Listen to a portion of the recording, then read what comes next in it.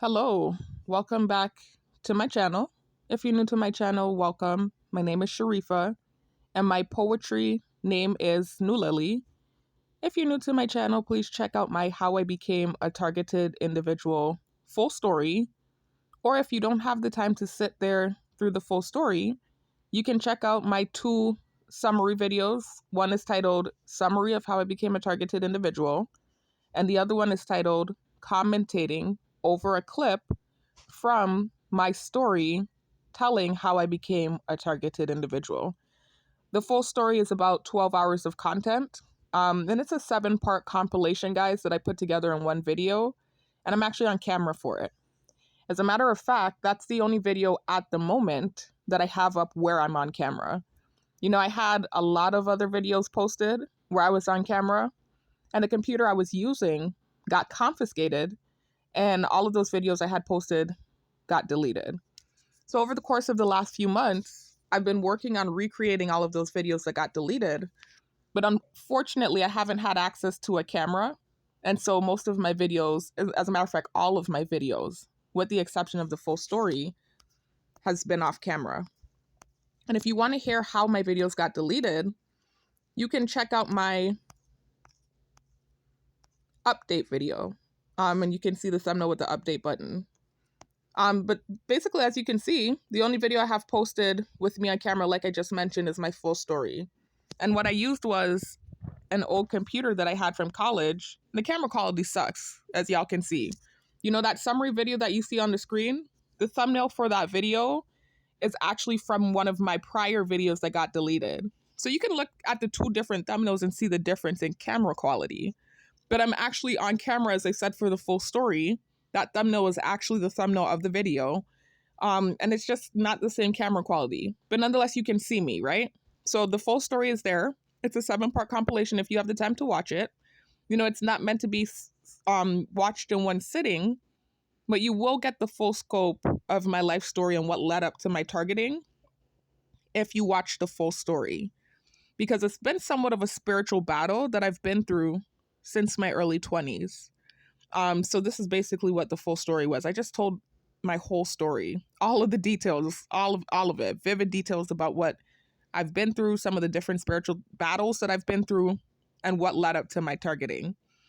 The summary negates a lot of the extra details and more so just focuses on telling you what started my targeting. And then the commentating clip that I also mentioned, as you can see, was posted a month ago. And you can see it's the same thumbnail as my full story video. And that's because I literally went into my full story video and I went to the part where I talked about what started my targeting, and I only recorded that segment of the compilation, of the video. And I did commentary over it.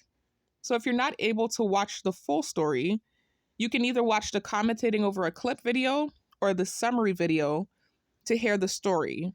Out of the two, I would actually recommend the commentating over a clip video, because similar to the summary, you know, it talks mainly about what started my targeting, but there's a little bit more details in the commentating over a clip video. But if you have the time, please check out my full story. You know, it's an interesting one. I've had a pretty bumpy ride. It's been a wild journey. So this is why, you know, I took the time to sit there and just tell my story. There's been a lot of crazy, inexplainable things that I've experienced throughout the years. Anyway, guys, this is really a recreation of a video. Actually, you can see it on the screen. It's not going to be there anymore. If once I create this video, I'm going to take that video down. But the most recent video that I posted, my Do Targeted Individuals Suffer from Neuromonitoring? Let me click on it. Neuromonitoring induced sleep apnea. And then I said account, ... And really that video was impromptu, y'all. And the reason it's so long, I didn't mean to come out of it like that. I know you can see it's 3 hours and 41 minutes long. I know that looks wild, but it was 4 different parts that I created and I put together in one video. And really, I wasn't planning to make another targeted individual video. Like I said, it was impromptu. Something happened that I felt like I wanted to document. And then I ended up, as usual, talking about other things in the video. even addressing something that I kind of wanted to talk about, for a while now. Actually, I not for a while now, like it was sitting on my chest, but it was something that I never got a chance to talk about. And impromptu, I decided to talk about it in that video. It wasn't planned, but I did kind of get a little backlash for it, via gang stalking, noise campaign, etc. But it's not really that big of a deal. What I said wasn't offensive. I didn't say anything to disrespect anyone. I literally just talked about an experience that I had when I tried to become an auxiliary officer here on the island that I'm from. This was not last year, this was in 2021. My targeting started in 2020. So I was a target at the time, but my targeting hadn't changed to what it is now. And again, if you haven't heard my story, I know this is going to sound foreign to you, but I have been targeted since 2020. That was when my targeting started because of a misunderstanding. And for 2 years, basically, I was targeted. Last year in 2022, in July or June, I can't recall, summertime, I resigned from my teaching job and I tried to relocate off island. When I tried to relocate, this thing followed me because it's a program and I wasn't aware of that. And so I had some major reactions, some egregious reactions to what was happening to me. It's called reactive abuse. And that's what made my targeting shift to what it is now. It went viral and it completely morphed into something different. It was already bad before I left, but it's something completely different now. It's a whole different beast now. And so basically I was gone for a few months, experienced some crazy things. And then I came back to this island November of last year, November of 2022. Around that time, I started doing research. And in December of 2022 was when I found out that I was a targeted individual. I was just doing research because of some of the crazy things I experienced when I tried to relocate off island. At that point, I realized what I had been experiencing for the last 2 years was a lot more serious than what I thought it was.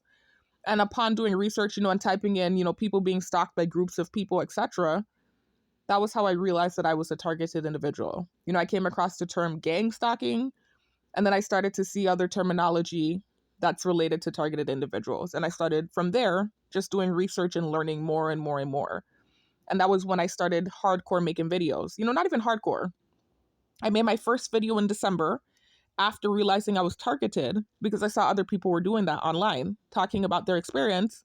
And I thought it was ludicrous crazy, all of the things I had experienced because I sent a text message, an innocent text message. And so that's what led to me saying, nah, I need to get on camera and tell my story. Because understand, and I reiterate, I've been targeted since 2020. My targeting started in 2020, and for 2 years, I incurred covert harassment. It wasn't what it is now, again. I reiterate, it got way worse when I tried to relocate and had some of the egregious reactions I had in response to what was happening to me. So my targeting got a lot worse. But I was still dealing with a lot before leaving island, and I did not make any videos. I didn't start making videos until year 3 of my targeting this year. Well, really year 2. It was the end of year 2, December 2022. After I had gotten back from all of the crazy things that I experienced in the States and discovered that I was a target. Actually, guys, another video you can check out is my part 1 gaslighting and programming of the targeted individual video. And in that video, I kind of summarize what started my targeting as well. But then I also go into detail about some of the things that I experienced when I tried to relocate off island last year. I go into detail about those things in my summary, my full story, and my commentating videos as well. But in this video in particularly, I also, in this video in particular, I'm sorry guys, I give more details than I gave in any of those other videos, specifically about some of the things that I experienced when I tried to relocate and what led to my targeting kind of morphing into what it is now. Because I did share some offensive content in my car in response to what was happening to me. Different things happen and I give a breakdown of everything. There's an explanation for everything. And if you are new to my channel, you're going to learn one thing about me is I always provide documentation. And I try to clearly articulate, I do clearly articulate the things I've been through and why, certain things happen. I always make sure to provide documentation. And that's how I've been able to kind of counteract some of the tactics used in the program. Anyways, so with this recent video that I posted, again, like I said, it was impromptu, it wasn't planned. My plan, as I mentioned in my last video, the video that's titled Targeting the Targeted Individual Through the TV. Y'all check that video out, by the way. I give good info in that video as well. In that video and in several of my recent videos, you'll hear me say that I'm trying to steer away from targeted individual subject matter and content. And I'm more so trying to focus on positive things. Excuse me. And so I told y'all the next video would hopefully be a video with me on camera. So you'll finally have a second video with me on camera. And it would be a video that wasn't about the targeted individual content. It would be like an update video. I told y'all I've been working out for the last 3 months. Just letting y'all see what's going on now. And I'm nowhere near where I want to be as far as my fitness goals go. I'm so sorry, guys. The plane flew by and it literally caused like this tick. There's this weird thing that happens to me because of the neuro monitoring. And by the way, check out this video, y'all.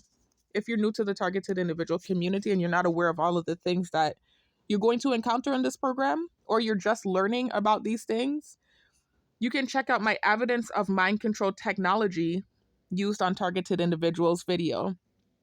And as you can see on the thumbnail, you see a brain on the screen with a microchip. And in that video, I provide evidence. I provide evidence that you can use to validate your experience as a target. I put links to different videos on my channel where I showed information about this technology that's used on targets, patents, documentation, diagrams from DARPA, etc. And I even show a clip from a different targets page where he's showing a popular YouTube page that put together a video talking about the capabilities of this technology. Shoot, I even have a video where I put a link to a DARPA video where they talk about this technology. So this technology exists, and it's something that's being utilized on civilians, innocent civilians in this program. So that's something that I've been dealing with. This is why I said when I came back to Island, my targeting changed. It's a completely different beast to before I left Island. Way more people are involved, and I'm now dealing with neuro monitoring. I'm dealing with RFID chip implantation. I'm dealing with nanotechnology. These are the things that are happening now. My thoughts being projected.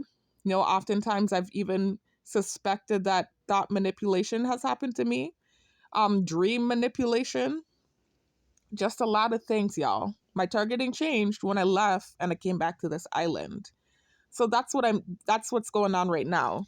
So just now that little tick that I had, it's because I heard the plane fly overhead, and that's another tactic used. If you're targeted, if you're a true target, I'm sure you know that by now. You've seen at least one of the little planes or a helicopter or something, but they use air vehicles, like planes, helicopters, etc., to fly over throughout the day.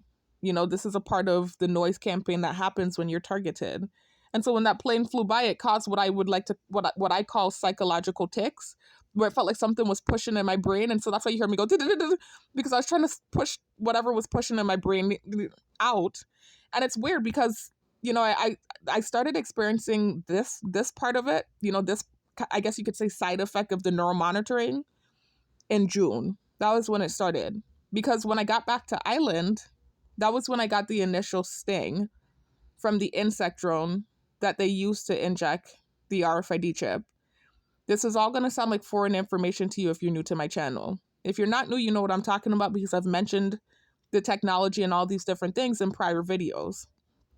But basically, how they get the RFID chip in you and the nanobots to neuromonitor you is via something called an insect drone, right? So these drones look like real insects because they are using real insects. They use mosquitoes, they use dragonflies, they use houseflies, they use bees, they use cockroaches, like anything you can imagine, they can turn into a drone. And they also have bird drones and rooster drones as a part of the noise campaign. But with these drones, they can use the drone to not only surveil you, so watch you, like there's a camera in the drone, but also it can hear what you're saying. There's a microchip on the drone. And in the case of the insect drones, the mosquito insect drones, they are able to inject the RFID chip into you. That's how it's implanted. And I know this might sound like foreign, again, information if you're not familiar with these concepts. but it's a true thing and it really exists. You know, this is not fodder. This is not something that I'm just pulling out the side of my neck, and it's not hearsay. I have evidence that these things really exist. And so what I will do, like in my prior videos, is I'll put the links, to videos and articles talking about that technology, the drones, in my description box as well as my comment section. But the mosquito drone in particular, there's an article that I'm going to put the link to where you can see the writer talking about how this drone can inject the RFID chip. And then there's also a link to a video where there was this news special on a news channel where they're talking about the capability of these mini drones, right? So this is how they're injecting you with the RFID chip. Because I've seen different targets have different theories, you know, and not realize that it's as simple as that. It's not simple. It's high science and it's extremely advanced technology. But it's simple in the regard that, I'm sorry for the stammering, guys. I heard the noise campaign in the background. It messed with me, and I'm tired too. I did recently just start doing security again, so I'm exhausted. But it's simple. When I say simple, I'm saying it's not a big process that they have to go through. For instance, a target that I follow was coming to the analysis. He was suspected. Okay, so basically, what he was thinking was that they would, when you go in for a surgery, they would basically, like, whoever's running the program would approach your doctor and let them know that they needed to sign an NDA or non-disclosure, so that they can't speak about what's going to happen. And basically that they would have to inject the RFID chip in you against your, without your consent, and without letting you know, because it's a matter of national security. And so he's saying that they would likely approach the doctor, get them to sign an NDA, and that's how the RFID chip would be implanted. He said he wasn't sure, but that's what he thinks happens. But you have to think realistically, there are so many targets, and not all targets are going to the doctor to get medical procedures. So what about those targets that don't get procedures? You know, so that theory wouldn't make sense, but I understand why he would think that, because he's probably trying to figure out how the heck is this thing getting injected. So this is how they're doing it. They're using insect drones. So it's very advanced technology that they use in this program. And I will put links, like I said, to videos, articles talking about this technology. I've talked about it in several of my prior videos. I even had a video posted that I took down.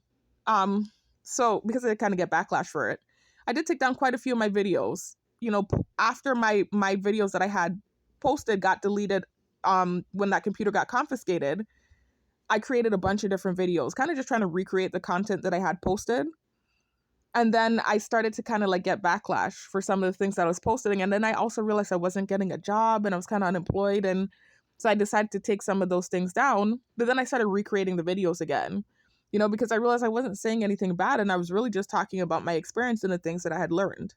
So I haven't reposted everything, but I recreated a lot of the content that got deleted. I'm so sorry for the stammering, guys. I know y'all know how my videos go. Those of you that have been following me. You know, I'm usually able to articulate rather well. I might stammer a little bit, but not this bad. I'm exhausted, y'all. It's been like a full week of me working the night shift. And so my body is just trying to acclimate to that schedule again, to working at night and working in general again. So I'm extremely tired, but I'm still wanting to put this video together. And like I said, it's a recreation of the video you see on the screen, that 3-hour, 41-minute video. Because although that video was impromptu, after making it, I was glad I made it. I was glad that I addressed some of the things that I addressed in it.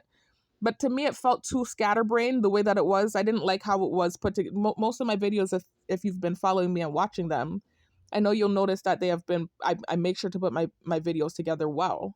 And then also too, I'm able to try to keep it under at least 2 hours these days, you know, unless it's like an extremely important video with a bunch of content that I need to include in the video. You know, typically full story videos are where I'm talking about my story. Those are the videos that you'll see exceeding the 2-hour mark.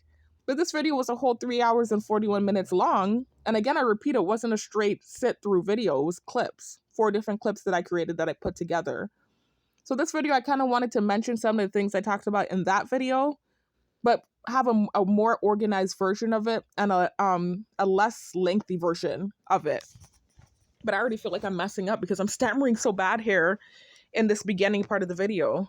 But it's not so bad that I feel like I need to start over or anything like that.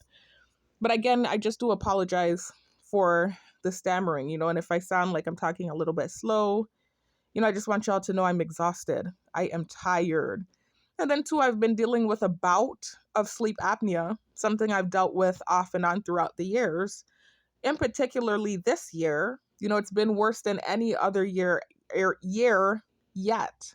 And that's part of the documentation that I'm doing now with this video.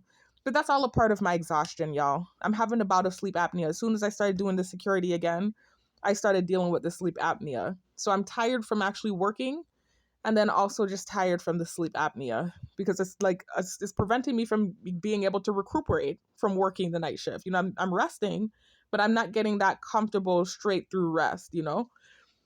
So anyways, let me go to my notes, guys, so I can stay in order about the things that I want to address and talk about. Whoops, I didn't mean to click on that. And if there was something that I said that I didn't get back to, because I do that sometimes. Like I'll start saying one thing and then it'll make me say something else and I'll trail off and go on a tangent and then not be able to circle back to that one thing I was saying. I don't know if that happened. I hope not. But I do apologize if that did happen. Also, I apologize for any poor grammar that you all may hear in this video. You know, one of the things that I noticed in a lot of my videos, even if I am able to put the video together well, because all of my videos are put together well, is the fact that I listen back and I cringe because my grammar is often off. For instance, where I might use where when I use, whoa. Hold on, guys. Give me a minute.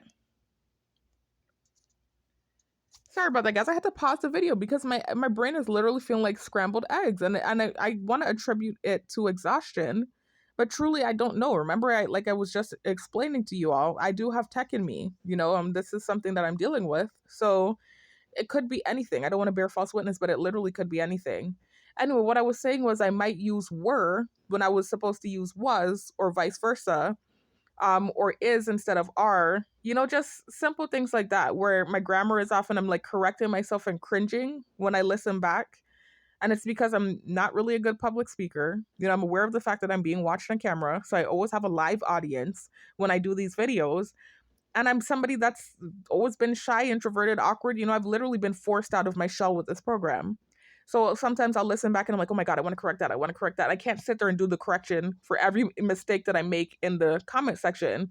So oftentimes you'll see in the comment section, I'll put a little note saying, please excuse the poor grammar. I'm not a good public speaker. And it's just really what it is. I'm like a walking contradiction because although I used to be a teacher, you know, and that requires public speaking, it took years for me to master that. And I'm still not a good public speaker. And then also too, it seems like I started to kind of regress, you know, because the trauma of being targeted, you know, that can make you go back into your shell if you're somebody that's introverted. That's something that can happen. You know, if you're somebody that's introverted and then you're dealing with the trauma of being targeted and followed and stalked and watched on camera and noise campaigns, even if you are someone like me who worked hard over the years to at least, even if you didn't come out your shell, at least learn how to socialize to a certain extent where you can maintain, stay afloat, right? It can start to, you know, you can start to kind of go backwards when you get targeted because it's a lot that goes on. It's psychological warfare is what it is. And so for me, that's kind of been my experience. It's almost felt like I've regressed in the progress I've made over the years to kind of come out of my shell because I've always been an introverted person, extremely introverted.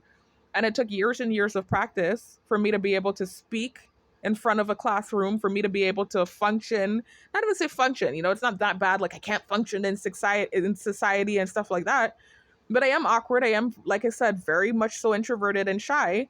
And it took years of practice for me to be able to, you know, kind of stay afloat and interact the way that I learned how to do. I'm sorry for kind of stammering. I'm pretty sure y'all heard the big loud truck that started up when I started saying, when I said, this is what happens when I'm making these videos, noise campaigns. You know, that's part of the grammar issue as well. Because like I said, I'm aware of the fact that I have a live audience and then I'm being reminded of it too with noise campaigns. So that plays a part in my poor grammar or my trouble with the public speaking.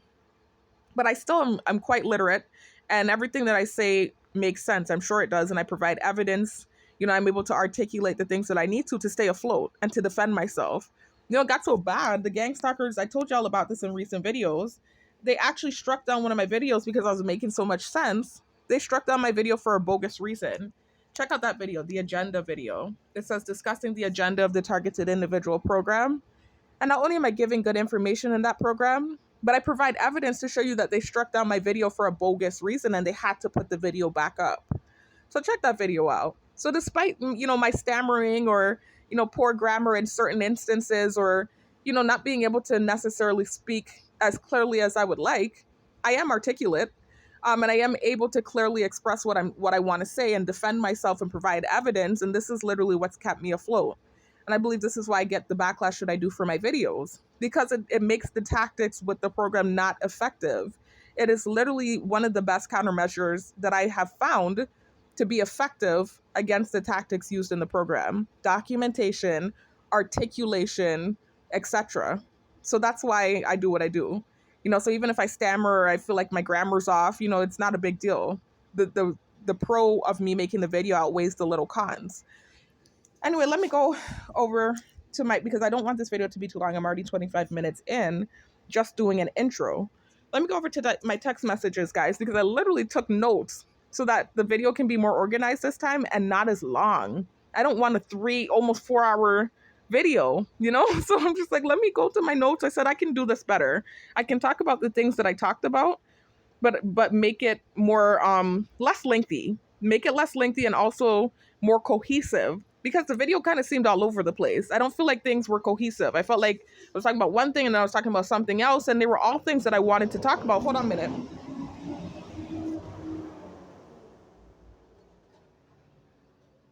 Just so y'all know, that's noise campaign, but that's why I said, hold on a minute. So although the video was all over the place, I made sense. Everything I said made sense. And this is why I kind of got a little backlash for it with gang stalking and noise campaigns and directed convo last night and this morning, because what I said made sense. But I was just talking about what happened to me. As a matter of fact, there's something I forgot to do that I need for this video. Let me pause and I'll be right back. I was just looking for my evidence, guys, because I had deleted some screenshots that I had because I made the video that you see on the screen, the 3 hour, 41-minute video that this video is supposed to be replacing.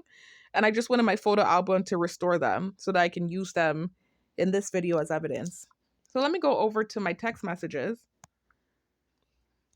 and take note of what I want to talk about. So I said, talk about work experience, in particularly charter school and officer job. Talk about apnea and acid reflux and elderly family member. Okay, so these are the things that I talked about in that video that you saw. The title of the video, as you saw, was, and I repeat, does neuro monitoring cause induced sleep apnea in the targeted individual? Or something like that. I can't remember exactly what the title says. Let me go over again and see what it says. Do targeted individuals suffer from neuro monitoring induced sleep apnea? And that's what I was kind of discussing in that video. That's what I was discussing. And then kind of talking about my experience with it and giving y'all my account of some of the things I've experienced. So anyways, guys, let's get into this. So what happened is, when I got off work yesterday, I was, first of all, like I said, this last week that I've been working, I've been having a bout of sleep apnea. It's happened throughout the year, this whole year since I've been back on island. I've been dealing with off and on sleep apnea. It's typically worse when I'm doing the night shift. And I noticed that's what happened to me in the past when I experienced it. But the only difference is this year it just felt a little bit worse. But when I think about it, and I think about when I did security, that security job that I've mentioned in some of my prior videos, when I was in Florida and I was in school for the second time in my late 20s, and I was working 3 different jobs. I was doing the security, I was a substitute teacher, and I was working for the post office. It was pretty bad when I was doing that job, because I remembered I would get so tired. My body was so exhausted, similar to what's happening to me now. As soon as my body would start getting sleepy, even if I weren't sleeping, my throat would start to get this funny thing where it would kind of feel like I'm choking on my own throat and like it's difficult to swallow. And it's because the muscle would be getting so relaxed in my throat that I'd be getting sleepy, right? And so I'd find myself having to eat something or drink something to wake the muscle up. And then sometimes too, I would even find myself nodding off and I would have to get up and walk outside and get air so that I could stay up. And then when I got home and I would try and get some rest from that night shift, my body would be so exhausted that I would be having a bout of sleep apnea. So literally fall asleep and wake up gasping for air because my throat is closed off. Like literally my throat, I'd be gripping at my throat because it feels like it's closed. And then I'll open up and I feel like I can breathe again. And so this is something I've experienced not only in that period that I told you, 2018, 2000 to 2020, but also in my early 20s, I dealt with sleep apnea. I didn't know that's what it was called. But I dealt with it in my early 20s too. And I just thought that was a part of anxiety because I remember my older sister kept taking me to the hospital because I was having all of these different symptoms. I had really bad anxiety in my early 20s. And I talked about this in my full story in several of my other videos. I had generalized anxiety. I've had it for my whole life, even in high school. But in particularly in that time period when I was in my 20s, my early 20s, I was also experimenting with marijuana, right? Not experimenting, but I did smoke back then. I used to smoke. There was a time period where for a stint I was a smoker. And so that was adding to the anxiety that I already had.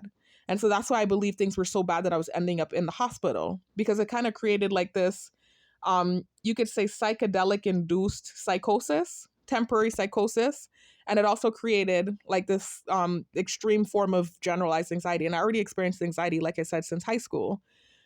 So this is back then I was kind of experiencing it too in my early 20s. That was one of the things, having trouble swallowing when I felt sleepy, feeling like there's a lump in my throat type of thing. Just my hands cramping in, just these little your typical anxiety symptoms, but to the extreme. And so it's to the point where my sister had to keep taking me to the hospital because my hands would be cramping in on me. And we thought it was something neurological. And come to find out it was just anxiety, extreme anxiety. So needless to say, I've dealt with it throughout the years, the sleep apnea and the anxiety, etc. But it wasn't, like I said, I reiterate, as bad as it is this year. I mean, it was kind of bad in 2018 to 2020 when I was doing the security because I was working 3 jobs and my body was so tired. Then and now I would say is the worst that it's ever been. Then and this year now. But again, even then, I just feel like it still didn't feel as crazy as it feels now. I don't know. Now it just feels like more scary because it's the same thing where I'm waking up with my throat closed off and I'm gasping for air. But maybe it's just my head. Maybe for me now it feels more sinister because some of the other things I've experienced and I'm now targeted. And then I do have the understanding that they have the capability to close your airways off with their technology. I think maybe that's why it feels more sinister now or more scary. But not just that, it's just oddly enough, it could just be a coincidence. And this is why I'm not bearing false witness and saying for sure they did this. And also, too, unfortunately, that's how the program works with the covert harassment. When it comes to, the neural monitoring, that's something that's intangible. So although you can prove that the technology exists and you can even prove that you're targeted, you can't necessarily prove that these tactics are being used on you. If they decide to hit you right now with an energy weapon, that's an intangible form of torture. So you can't prove that they're doing it. You can just say, hey, look, I'm getting sick. I'm targeted. This technology exists. Look, I can prove that. But you can't prove that they're literally doing this to you. And that's why it's such an effective program. And that's what's scary about it. Because if you look at some of the capabilities of this technology, it can do just about anything. Let me show y'all something real quick before I continue on with what I'm saying. And I've talked about this before, this video that I have posted. It's called Diagram of Neuromonitoring Effects on Targeted Individuals. I'm going to click on it real quick. And this is a post from DARPA. This post here is from DARPA. Excuse me. This diagram, I don't know why it's, hold on. Welcome back to my channel. Back when I was being watched on typical. Okay. This diagram is from DARPA, y'all. It was released at a freedom of speech press conference. And as you can see on the screen, in the little circle above the heart, you can see that's Michael Barden. I've talked about him in several of my videos. He's another target, and he used to be in the military. So he knows a lot of information about this stuff, right? So he posted this diagram, and then it's also floating around online if you do your research. But this diagram tells you what this technology is capable of. You can see in the upper left-hand corner. Let me see if I can zoom in. Yeah. You can see in the upper left-hand corner, it says forced memory blanking and induced erroneous actions. They can control your body if they want to with this technology. They can do whatever they want, so that's why it says induced erroneous actions. So in other words, if you were to backflip off of a roof and you don't understand why you did it, that could have been them making you do it. That's just an example. Then it also says induced changes to hearing. Tinnitus is a big, or ringing of the ears is a big symptom when it comes to this technology. Both apparent, I'm sorry, it's blurry, I can't see. apparent direction and volume, and sometimes even content. Yeah, like V2K. They can talk in your head if they want to. But also what I wanted to focus on more than anything else, because it's relative to what I'm talking about in this video, forced manipulation of airways, including externally controlled forced speech. So they can control your airways, they can close it off if they want to, but not just that, they can actually make you say things that you don't necessarily mean. They can, again, it's just a mind control technology. They can control you if they want to. So that technology, it exists. This is the proof, and there's way more documentation. There are patents. Again, check out if you guys want the evidence. I have a video that I put together with many different sources validifying the existence of this technology, including patents. Check out my evidence of mind control technology used on targets. As a matter of fact, I am about to click on that video to show you a clip in the video that talks about the capabilities of this technology. Give me a second. Hello.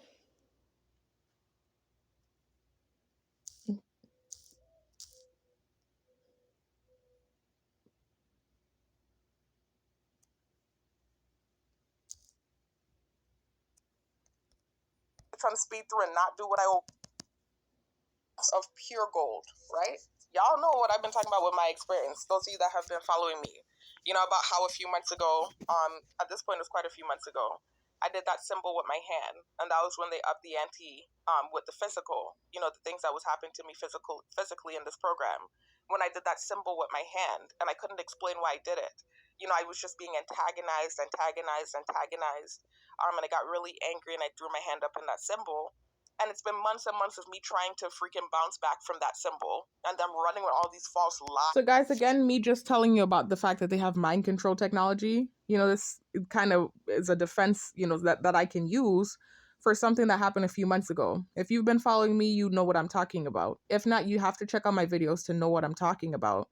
But basically, when I said my targeting changed, I'm talking about the fact that not only did they start to neuro monitor me, but they also started to project false narratives and accusations on me when I got back to Island. So many different things started to change when I got back. And one of those things included a symbol I did with my hand. And I talked about that in my diagram, the same video that I just took down, neuromonitoring diagram, or effects of, I'm sorry, I'm hearing ref campaign in the background, effects of neuromonitoring diagram, the video I just showed you. I talked about in that very video my experience with this technology and why I think it was utilized on me to make me do that symbol with my hand. So basically, they've been watching me on camera for about 3 years now. Before I even relocated off island, I was being surveilled. This was partially why I left, largely, but it was other things too that took place. They never saw me do that with my hand. All of a sudden, let's put 2 and 2 together. I leave island. I shared the offensive content I shared in my vehicle. My targeting went viral. I pissed off some powerful people with the offensive, controversial Hebrew Israelite propaganda that I shared in reaction, reactive abuse to what was happening to me, and my targeting changed. All of a sudden, I get back to island. I'm neuromonitored. They inject me with RFID chips and nanobots and whatever else. And all of a sudden, all these false narratives are swirling around about me. And it's just constantly them using their technology to malign me. Spinning these false narratives with social engineering, right? And using their shadow networking software to manipulate the media, right? So they can send videos to your phone, your YouTube, etc. They can send videos to your phone with false narratives and stimuli in it. Check out my pertinent information about the targeted individual program part 1 video. And in the thumbnail, let me go there real quick.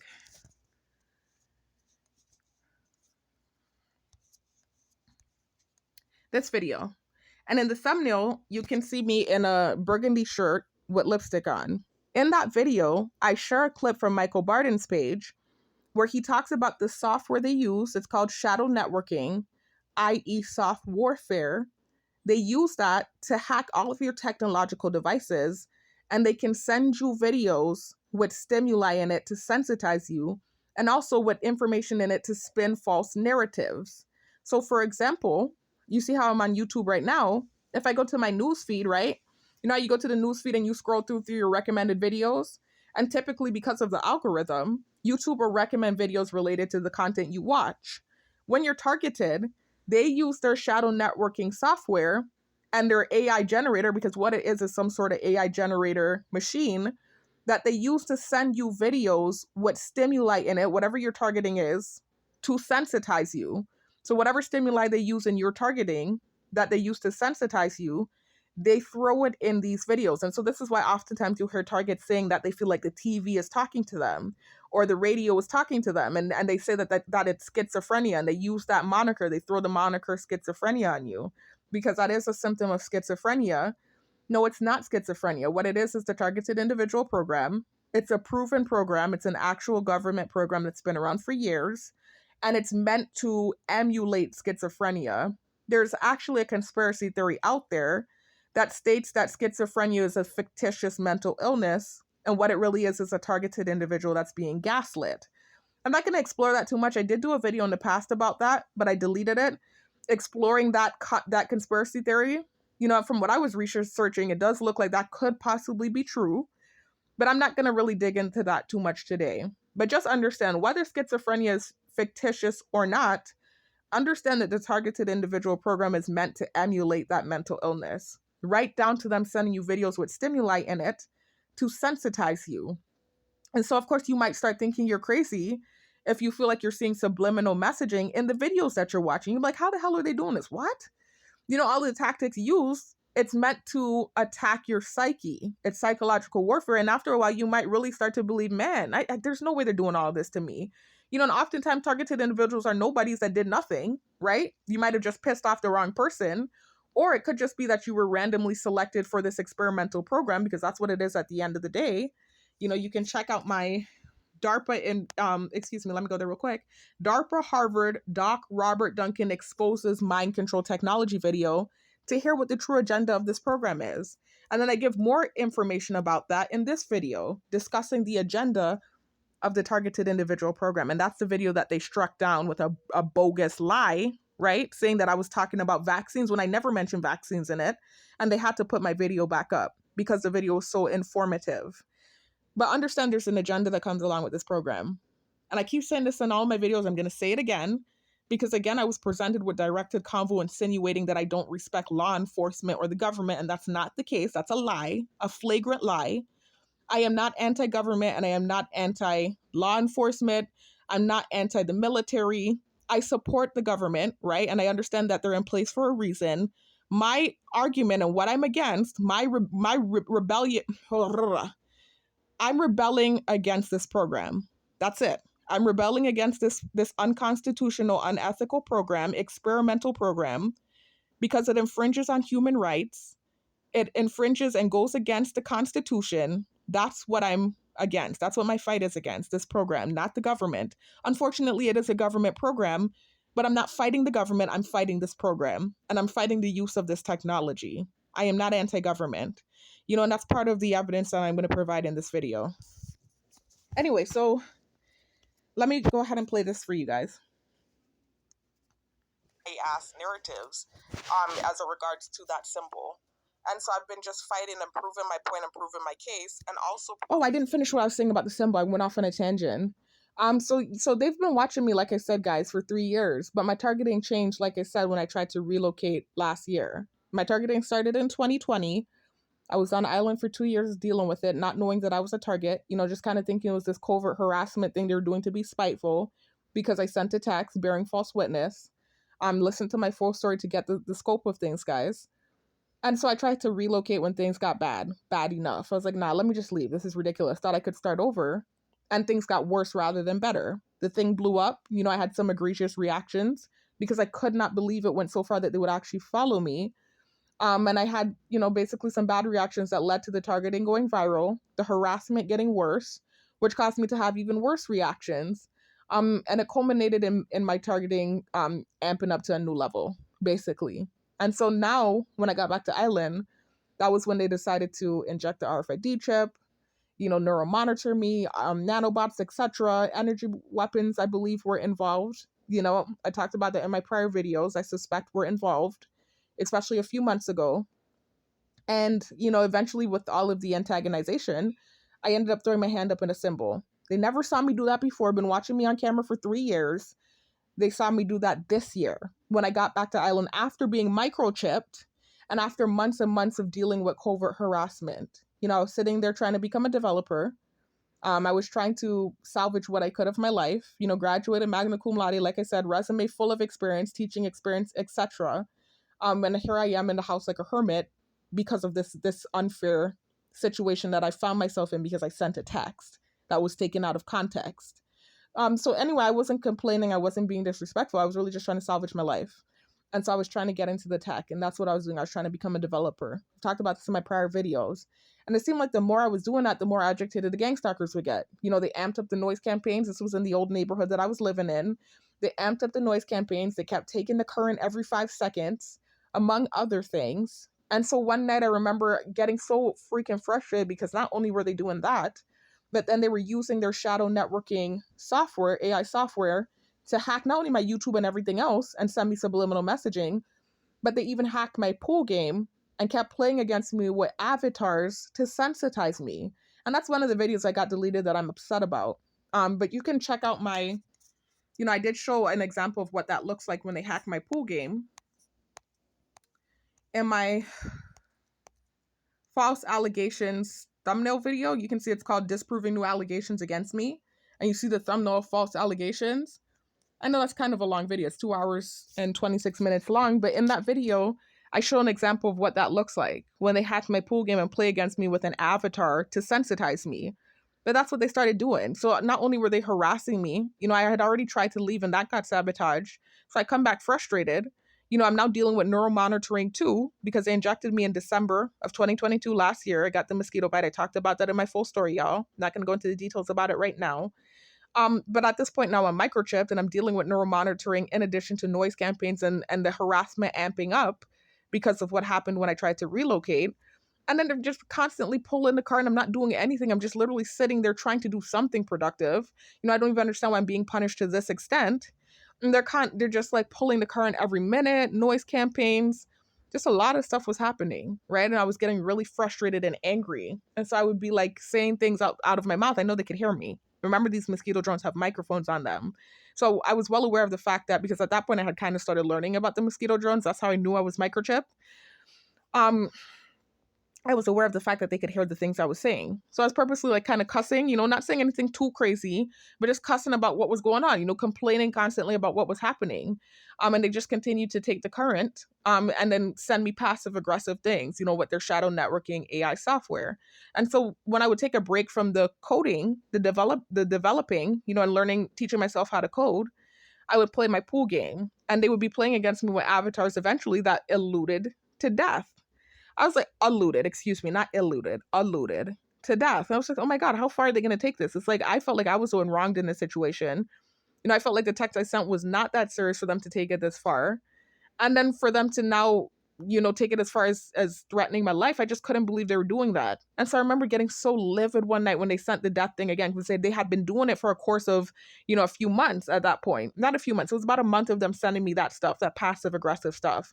I remember this night in question. Not night in question. I almost got confused. I was thinking about a day when they took the current all day long. That was a different day. This night in question, I remembered them again just doing the noise campaigns and harassing me. And they had taken the current earlier in the day. And I had taken a break from the coding and I was playing my pool game. And they again sent me someone to play against me with an avatar alluding to death. And so I remembered saying, man, these people are so wicked. How could they do this to me? I said, they done did so much to me already and now they're wishing death on me. I said, I would never wish death on them. I just remember feeling rage, like more angry than I think I've ever felt in my entire life. And I remember throwing my hand up in that symbol. And I, to this day, cannot tell you why I did it. I can't explain why I did it. There was no motive behind it. It's not connected to anything other than maybe me being neuro monitored. That's what I strongly suspect. They never saw me do that with my hand before. I threw my hand up in that symbol after I said what I said. And from what I understand, they can control your emotions with the technology too. And when they control your emotions, it's easier for them to control your mind. Let me show you another picture before I continue with what I'm saying.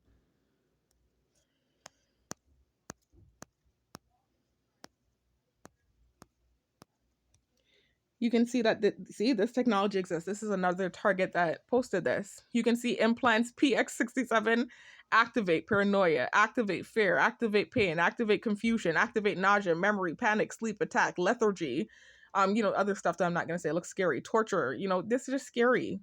But this looks, dramatized, but this is an example of what can be done with this technology. This is a real thing. So anyways, I just know that I felt whatever emotion I felt, which was rage in the moment. And I threw my hand up in that symbol, and I can't explain why I did it. But I can tell you that about a month or two prior to doing that, I had a very vivid dream, and they can manipulate your dreams with this technology. I'm about to play on the screen something for you from this evidence video about the technology that I have up. They can send you vivid dreams with this technology. I've proven that in several of my videos, and I've even documented in several of my recent videos. Not just this video that you see up on the screen that says evidence of mind control technology used on targeted individuals, but then even in this video that's titled Targeted Individual Dream Manipulation Documentation, right? And then also too, in that same neuromonitoring diagram that I had on the screen just now, that's also one of the captions that they have, the fact that they can send you vivid dreams. I'm gonna go back there and show you that in a minute. I also have documentation from a man in India that was talking about the capabilities of this technology.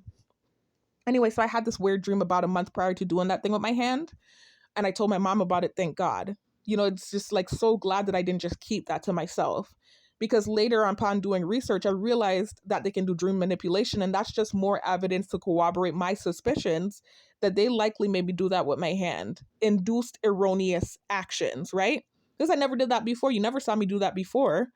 All of a sudden I relocate, I come back to Island, my targeting has shifted and changed. I'm neuromonitored now, and I randomly do that with my hand after being antagonized and a month or two after having that strange dream I'm about to tell you about. So about a month or two prior to doing that thing with my hand, I had a very vivid dream that I was floating over this naked man, right? And he was doing that symbol with his hand, and I wasn't in control in this dream, y'all. I even talked about in my dream manipulation video that in some of these dreams I'm more like a bystander, like like a voyeurism type of thing where I'm just watching what's happening. And then some of them I have an active part in the dream where I'm literally like feeling myself interacting and getting to make decisions. In this dream I was not making the decision. I was literally just a part of the dream. There's this weird thing, and it wasn't like I was to the side watching either, but I was watching what was happening, but I was a part of it in this dream. I wasn't in control of what was happening, but I was floating over this naked man, and he was doing that symbol with his hand, and it's like I floated down over him, and then it wasn't like clear what was happening, but it was obvious that him and I were having intercourse. It's this weird thing, I can't really explain it. It felt similar to it was very vivid. That's why I'm saying it was a vivid dream. And from what I understand, they can do all of that to you. I've already, it's really scary stuff, but it was very vivid and it felt very real, right? So him and I were whatever, and I woke up from the dream and my ear was ringing. My right ear was ringing. Tinnitus, which is a symptom of this technology. Them sending you vivid dreams and tinnitus, ear ringing. And I told my mom about it after I had the dream because I was like, all this weird stuff is happening. I was having a lot of weird dreams then after they had put the chip in me. I remember around then I was having a lot of weird dreams, and I didn't know that they had the capability of doing dream manipulation. I didn't know that. So anyway, I had that dream. And then fast forward 2 months later, while I'm doing the tech and they're, just constantly taking the current and antagonizing me and hacking everything with their shadow networking software, I went on my pool game to play pool, and they kept sending me, like I said, avatars alluding to death. And so eventually I got so mad that night, like I said, I threw my hand up in that symbol and I couldn't explain why I did it. And they literally took that little moment and ran with it. That's one of many moments that they took and created a bunch of false shit with. And so for years it was me trying to, not years, excuse me, it feels like years. For months it was me trying to bounce back from doing that symbol with my hand and them running with false narratives. And I've created several videos, guys, refuting every false narrative that they tried to create because of that symbol. I've created so much videos, provided evidence, busting that thing down. So it's like not even something I feel like I need to discuss anymore. But I'm only talking about it because I'm just giving you an example of the dream manipulation and the capabilities that they have with this technology. They can literally not only control your body, but again, interact with you in your dreams. So let me play this for you guys. Case, and also providing documentation to prove that they can actually control your body with this technology. But not only that, thank the Most High, about a month or two prior to me doing that symbol with my hand, I had a very vivid dream. And in that dream, I was floating over this naked man. I've talked about it before. I don't like to keep talking about it. It's disturbing, but it's just for documentation purposes. Was floating over this naked man. He did that symbol with his hand. Him and I started to have intercourse in the dream. And then when I woke up, my ear was ringing. And if you know anything about this technology, tinnitus or ear ringing is a symptom of this technology. And I've shown y'all that in several of my different videos. As a matter of fact, one of the videos that I showed y'all on my channel and I told y'all to check out with the diagram from the Freedom of Speech Conference. Hold on, give me a second, guys.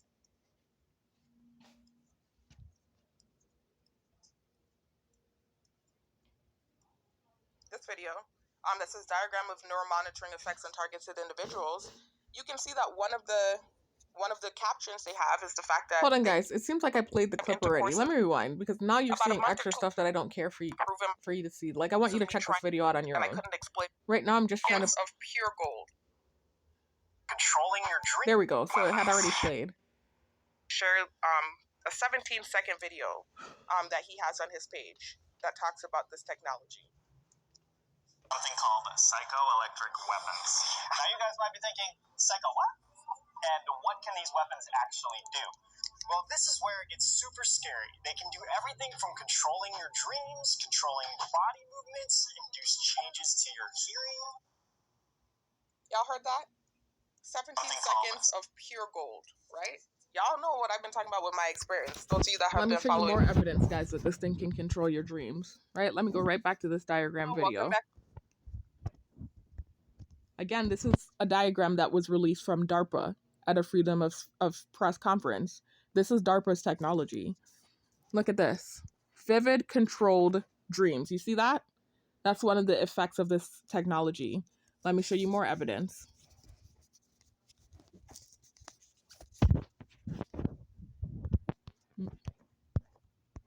I'm going to show you the patent for this technology, right? Hello, welcome back to my channel. Because it doesn't get any realer than that when you see the patent, right? This is Michael Barden. This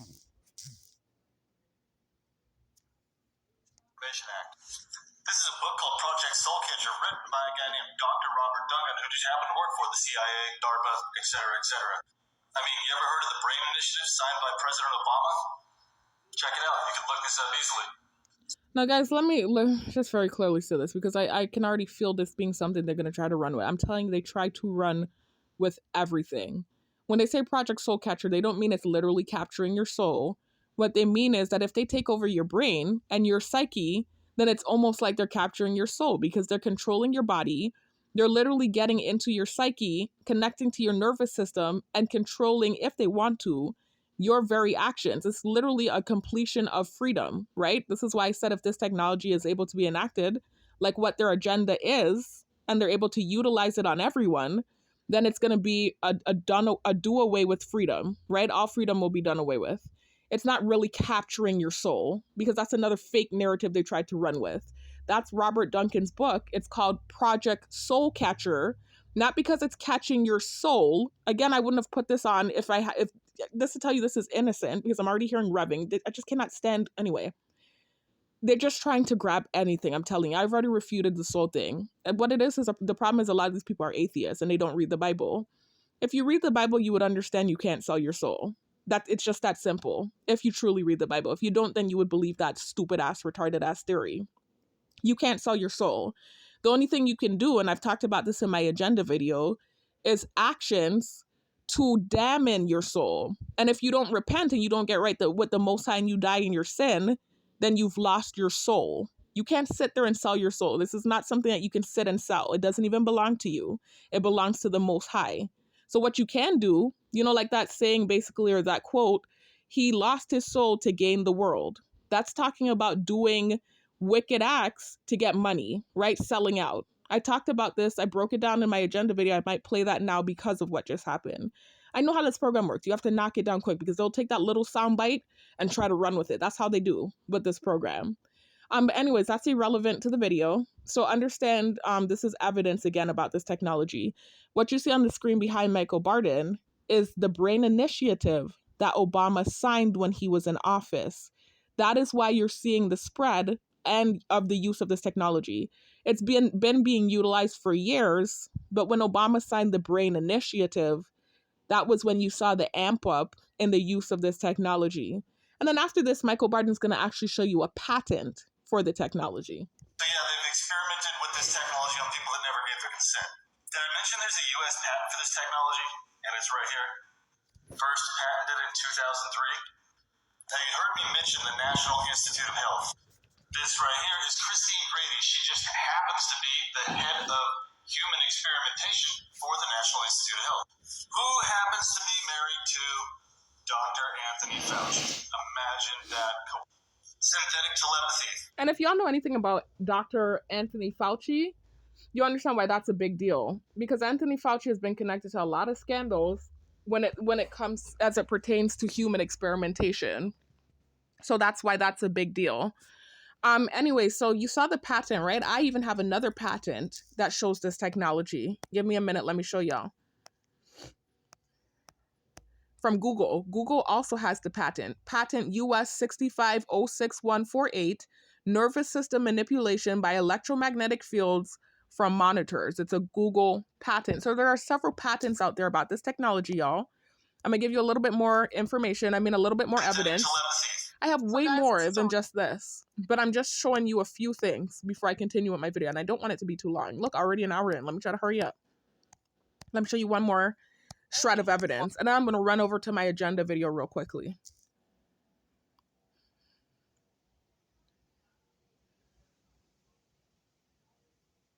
Here it is. I just want to again show you another document talking about the dream manipulation with this program. Brain fingerprint, and you see the brain, you know, to focus on that. That's the main thing I wanted y'all to see, that they can download. Because remember, you're at this point like a computer. They've chipped you. When I first discovered about the nano and the chipping and stuff, and when I got the first thing on my index finger. So I do believe I'm chipped, but I'm not certain. I really don't know how this thing works. I'm still doing my research. It's creepy stuff. Anyway, but I wanted y'all to focus on that. That's the main thing I wanted y'all to see, that they can download. Because remember, you're at this point like a computer. They've chipped you. They've put nano in you, whatever it is, got your brain frequency, however they do the weird, creepy shit that they do. They're able to, like a computer, because you're hooked up to a brain-computer interface. Just like on a computer, how you can download stuff, they can put downloads in your brain. So they can download thoughts, and they can download dreams into your brain and interact with you. So it's creepy stuff, especially considering some of the dreams I've had. It's really creepy, you know? So anyways, that's the main thing I wanted to read to you. I'm not going to read the rest of this article. And if anything, I'll see if like I read the part already. Let me rewind it. I'm sorry, y'all. Saying similar. And you see the brain on the thumbnail. You don't even have to utilize the chip anymore. But I don't want to give misinformation. Now when the quantum frequencies are routinely downloaded in their head. So that's where we're at right now. Anyway, these satellite-based technologies result in growth.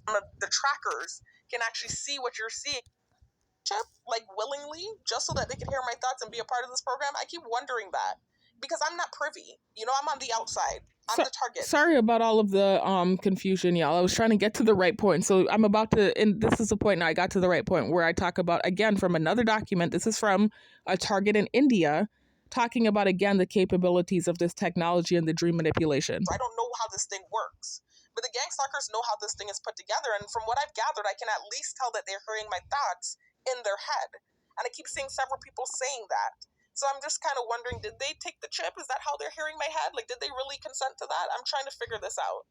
Anyway, let me continue, because that's what he's talking about here, how some of the trackers can actually see what you're seeing and hear your thoughts in their head. So that's where we're at right now. Anyway, these satellite-based technologies result in gross bypassing of fundamental human rights, such as personal privacy, health, safety, data security, family security, etc. Pre-packaged dream, this is what I wanted y'all to hear. This is the part here. Pre-packaged dream sequences are routinely downloaded to TI's brains, and harassers interact with the victims while they are dreaming. Y'all listen to the ref campaign. Listen.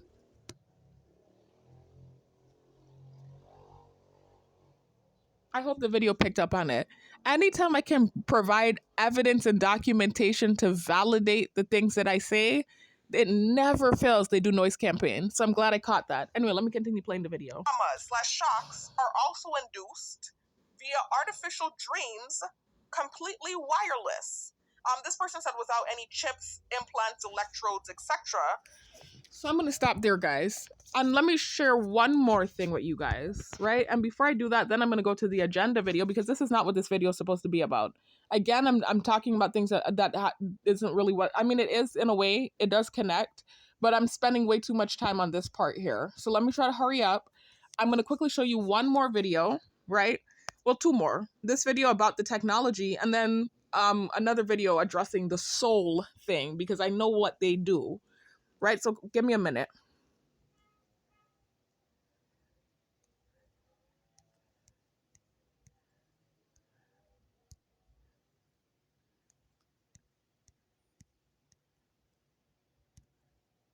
Hello, welcome.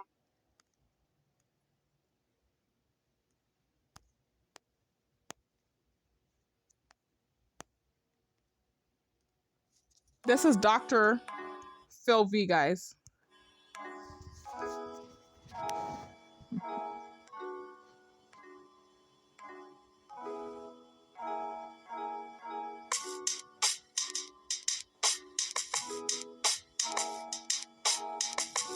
What you have fed into the AI, so sophisticated that what you have fed into the AI is going to be so connected to you based upon that technology that it will be.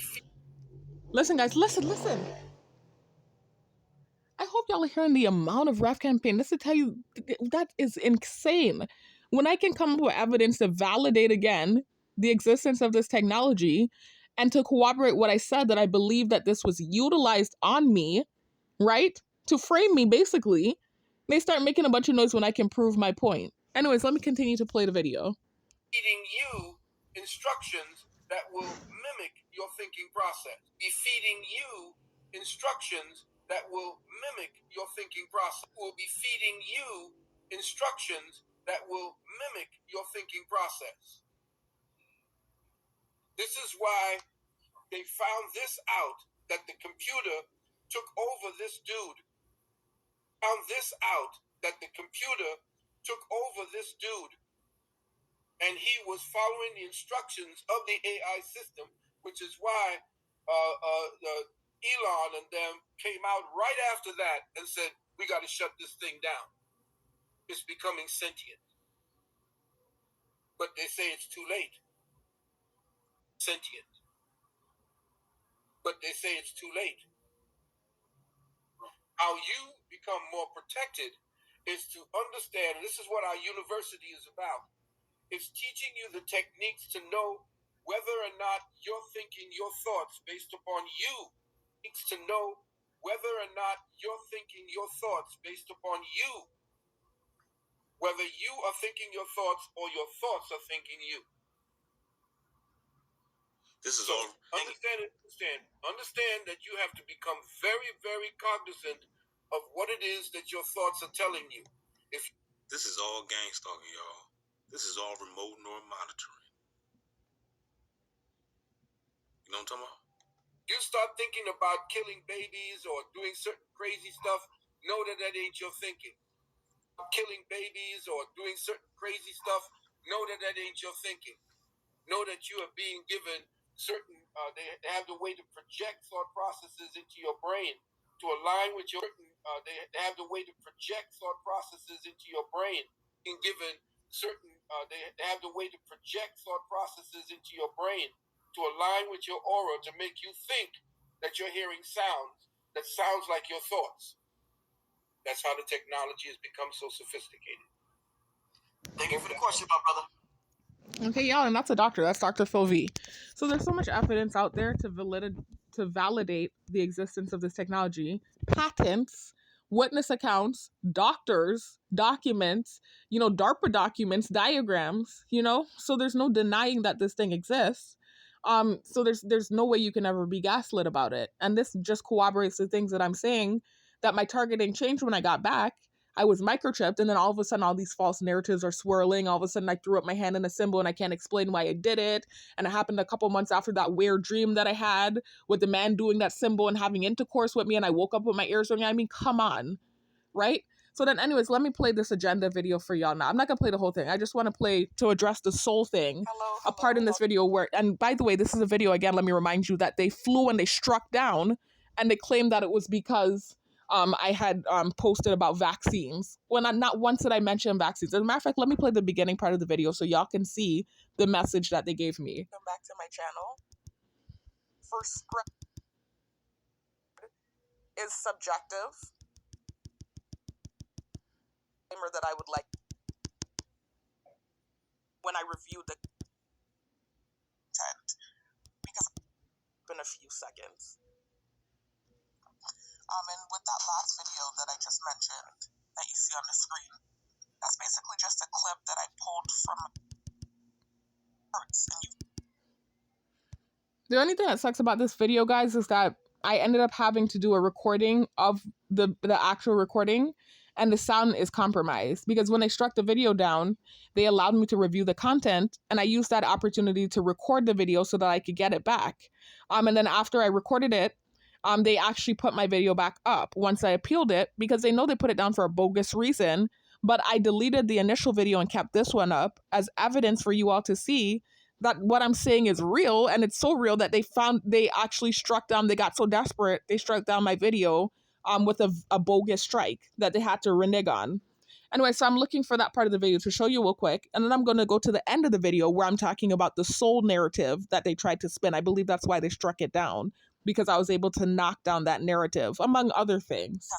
I even was able to find out that Robert Duncan was the scientist in that DARPA video that I've been pushing, that agenda video. And that makes a lot of sense now, because that's why he was saying the things he was saying. He's somewhat of a whistleblower right now. He doesn't agree with the use of this technology on innocent civilians. Anyway, let me go ahead and fast forward to that part.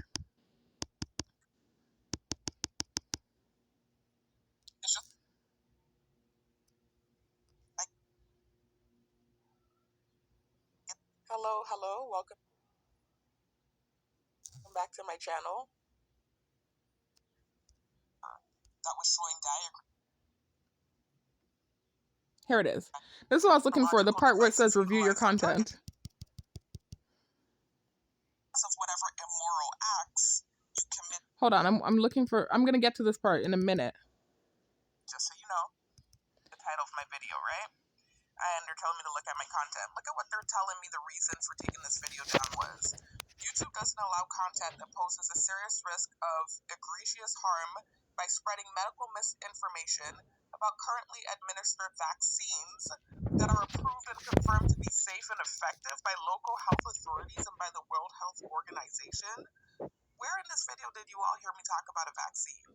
And also, all of the medical information, if you want to call it that I did discuss, which is the technological devices utilized on targets, I have evidence to back it up. There are patents for this technology. And all throughout the video, I kept saying that I have no proof that it's being used on me because it's an intangible form of torture. I said I can prove that I'm targeted. I can prove that the technology exists, but I cannot prove for sure that it's being used on me. I said that several times throughout the video. So I'm going to fight this, but I'm also... So guys, I did fight it because, again, not once did I mention vaccines. This is the bogus reason they gave for striking down the video. And as soon as I appealed it and I posted this recording of the video, they put my video back up. So that's to tell you the things I was saying in this video make sense and was knocking down that false narrative they were trying to create with their shadow networking about this cell soul thing. They were trying to run with that because they realized that was something that they could try to run with, right? So let them listen to the soul narrative. Listen to my breakdown about that.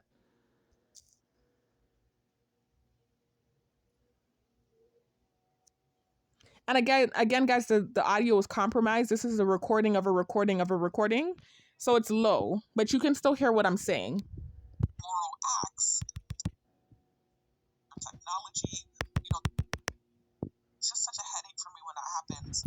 So I just wanted to make sure that the pause button was available and working this time. I made sure that the app was, because sometimes the app lets me have the pause button available. It's this little orange circle that you guys see right here that I'm moving around. Sometimes it's there and sometimes it's not. So I made sure for this video that it was there so that I can pause it. Look what happens when I press it.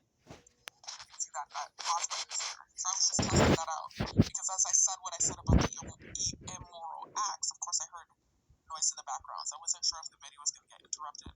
Anyway, let me hurry up and wrap it up anyways, guys. I already went past the amount of time that I wanted the video to be, but that's fine because I said everything I wanted to say.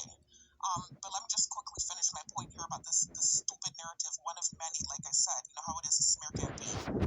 Eric Snowden talks about this when you become targeted, how they try to paint you as this bad person, they come with a bunch of different false narratives. You know, that's where the shadow network and soft warfare comes in. They'll use their technology, you know, to paint false narratives and social engineer. It's really crazy. You gotta really be prepared when you become a target, and there is no preparation. There's no preparation for this, I'm telling you. No matter how much you could try to prepare yourself, there's no preparation for this thing. Either you're gonna swim or you're gonna sink, period. But anyway, so back to what I was saying though about the selling out. So it's not like you're sitting there in a room with the devil signing your a paper and selling your soul. It's you doing immoral acts to gain riches and wealth. And so they sent me this video again, you know, another video about Diddy and Cassie and Young Miami, because Young Miami is Diddy's newest fling, right? And she's young too. She's like around my age. I'm 31, she's 29. And Diddy's like 49 or 50, you know, he's up there. No judgment, you know, because different people of different ages date. As long as it's legal, you know, that's fine. I don't want to be judgmental and I don't want to offend anyone. So I'm not trying to come for them. But Diddy seems to have a tendency to like to date younger women that he can take advantage of. And apparently when he first started dealing with Cassie, she was 19 and he was 40. You know, and he had her doing all this weird, you know, freaky stuff, turning the poor girl out and just all this horrible stuff. And she went along with it for fame. That's an example of selling out or selling your soul, right? She went along with all those immoral acts. He was passing her around, apparently, had her having, you know, intercourse with male escorts while he recorded and took pictures, among other things, apparently, and that helped to further her career. That's an example of selling out. So in this video... So guys, again, selling out is figurative language. It's not literal. If you read the Bible, you would understand that you can't physically sell your soul, right? So that's saying, again, a man selling his soul to gain the whole world is figurative language. And again, talking about doing immoral acts to gain riches, to gain the world. So an example, again, what I just said, and I'm apologizing for the poor audio. I know I said that just now, but I'm hearing it and I'm cringing. You can hear what I'm saying, but it's extremely low. But I was just talking about Cassie and Diddy, the scandal that's, you know, broke the internet a few weeks ago.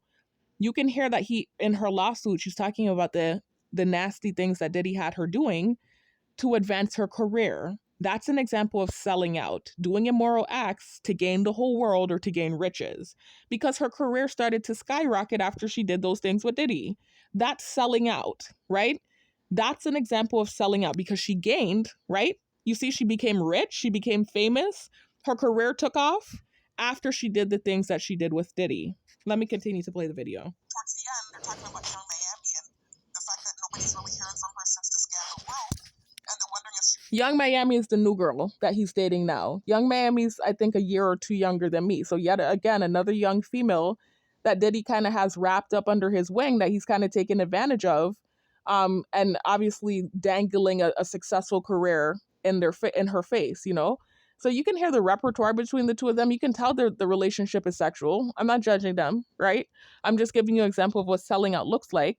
After Young Miami started messing with Diddy, her career skyrocketed, similar to Cassie. She even has a number one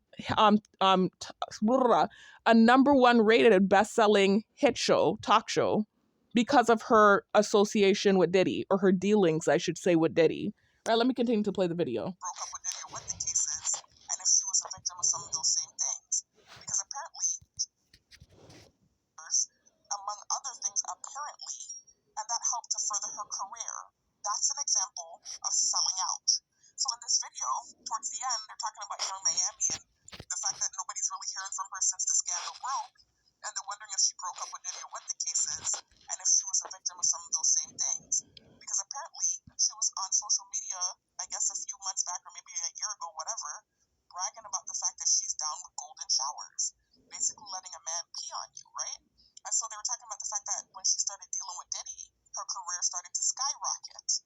and it's obvious that some sort of sexual something is going on with the two of them. That's an example of selling out. Immoral acts to gain riches. Her career is skyrocketing because obviously she's setting up, let me not bear false witness. You know, she said this out her own mouth, so it's not bearing false witness. She talked about the fact that she's down with golden showers. I'm going to show you right now in the video.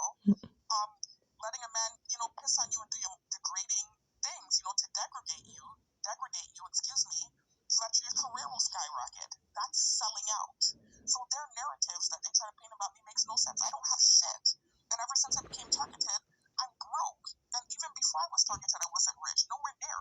All I did was work hard. I'm a hardworking woman, always have been. Bust my ass. Worked 3 jobs while taking a full course of classes. Stayed up all night in the computer lab.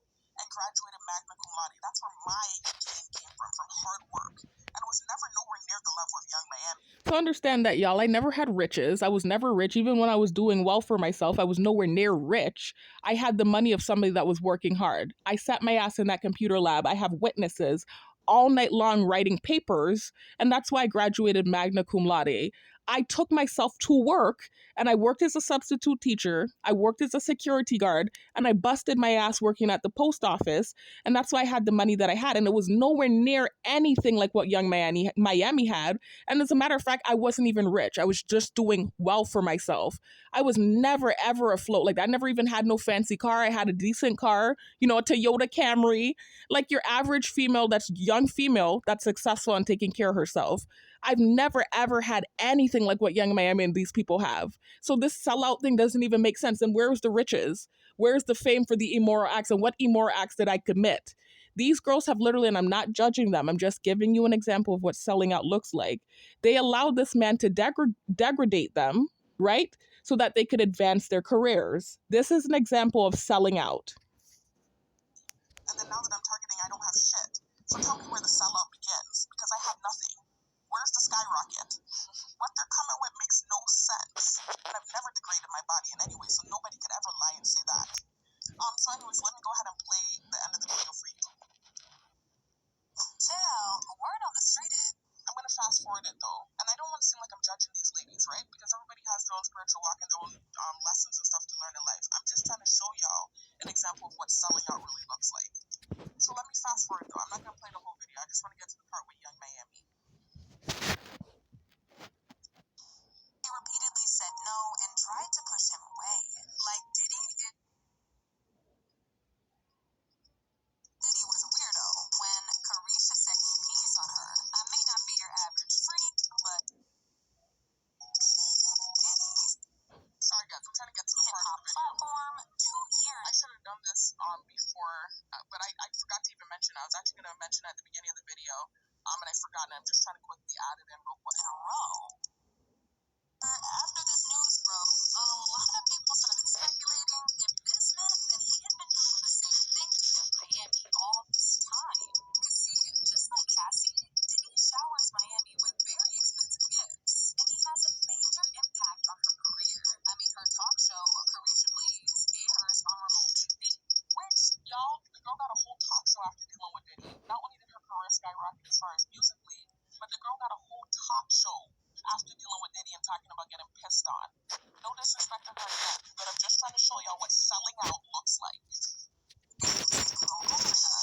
Also pulled the strings for her to win the award for Best Hip Hop Platform 2 years in a row. And if you didn't know, Diddy... You heard that? She got Best Hip Hop Platform for 2 years in a row because of Diddy pissing on her.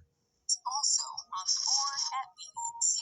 People started doing a little digging and actually found a few receipts of Miami hinting at Diddy mistreating her. Earlier this year, Miami admitted on her talk show that she liked getting golden showers. Now, if y'all don't know what that is, I'm gonna need you to just Google it, because child, it's too nasty. Shortly after, the hashtag #BeDiddy started trending on Twitter, and a lot of people bashed her for allowing Diddy to even do that to her. But after the recent allegations, people are starting to allege that maybe Diddy was actually forcing Miami to do those things too. I mean, it was around the same time where they started dating, and not too long after, her career started... Listen, this ain't force like these ladies were kind of... I'm mad that I cut the video off there because the video was just about to say her career started to skyrocket. But understand, after dealing with Diddy, as you heard just now, she got a hit talk show, a #1 talk show, right? And the video was just about to say her career started to skyrocket, but I cut into it in the recording, which I'm annoyed about. But understand, this is a very clear example of what selling out looks like. Doing immoral acts to gain riches. This is what it looks like. Allowing a man to piss on you, no disrespect to her again. Everybody has their own spiritual walk. But I'm just trying to give you a clear example of what it looks like. Allowing a man to degrade you, excuse me, piss on you, pass you around, record it, whatever, in order for your career to skyrocket, for you to get a hit talk show, etc. No, I'm not supporting him. It's disgusting. I'm not supporting him, but I'm saying this is selling out. These ladies made the conscious decision to mess with this man because they wanted the riches and the accolades that came along with it. It's called selling out. So these are conscious decisions that they made to deal with this beast of a man because they wanted to make it. Selling out. And to skyrocket, one person said, I assumed Diddy was a weirdo. When Carisha said he pees on her, I may not be your average freak, but the pee is always something narcissist slash men be into. Another person said, when Young Miami said she takes the P-Rain in an interview, I figured there was something sketchy about her relationship with Diddy, but I didn't think it was this deep. And another thing that got people talking was that just about 2 months ago, Miami also said that she was scared to move in with Diddy. Anyway, guys, I'm not going to continue.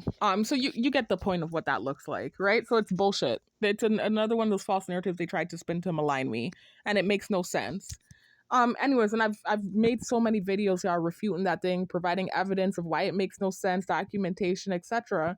So that's not what this video is about. Let me see how long. Oh my God, an hour 25. I'm trying very hard not to have a replay of this 3 hour 41 minute type thing. So let me get back to my text messages now. I just wanted to show you again the capabilities of the technology, and I really didn't have to do that because I've done it in prior videos, but I wanted it in this video so you can understand where my suspicions came from with the sleep apnea thing, first of all. But then second of all, also again, just pointing out that throughout this whole year, I've dealt with the sleep apnea, bouts of it. It's not something that consistently happens. I have bouts of it.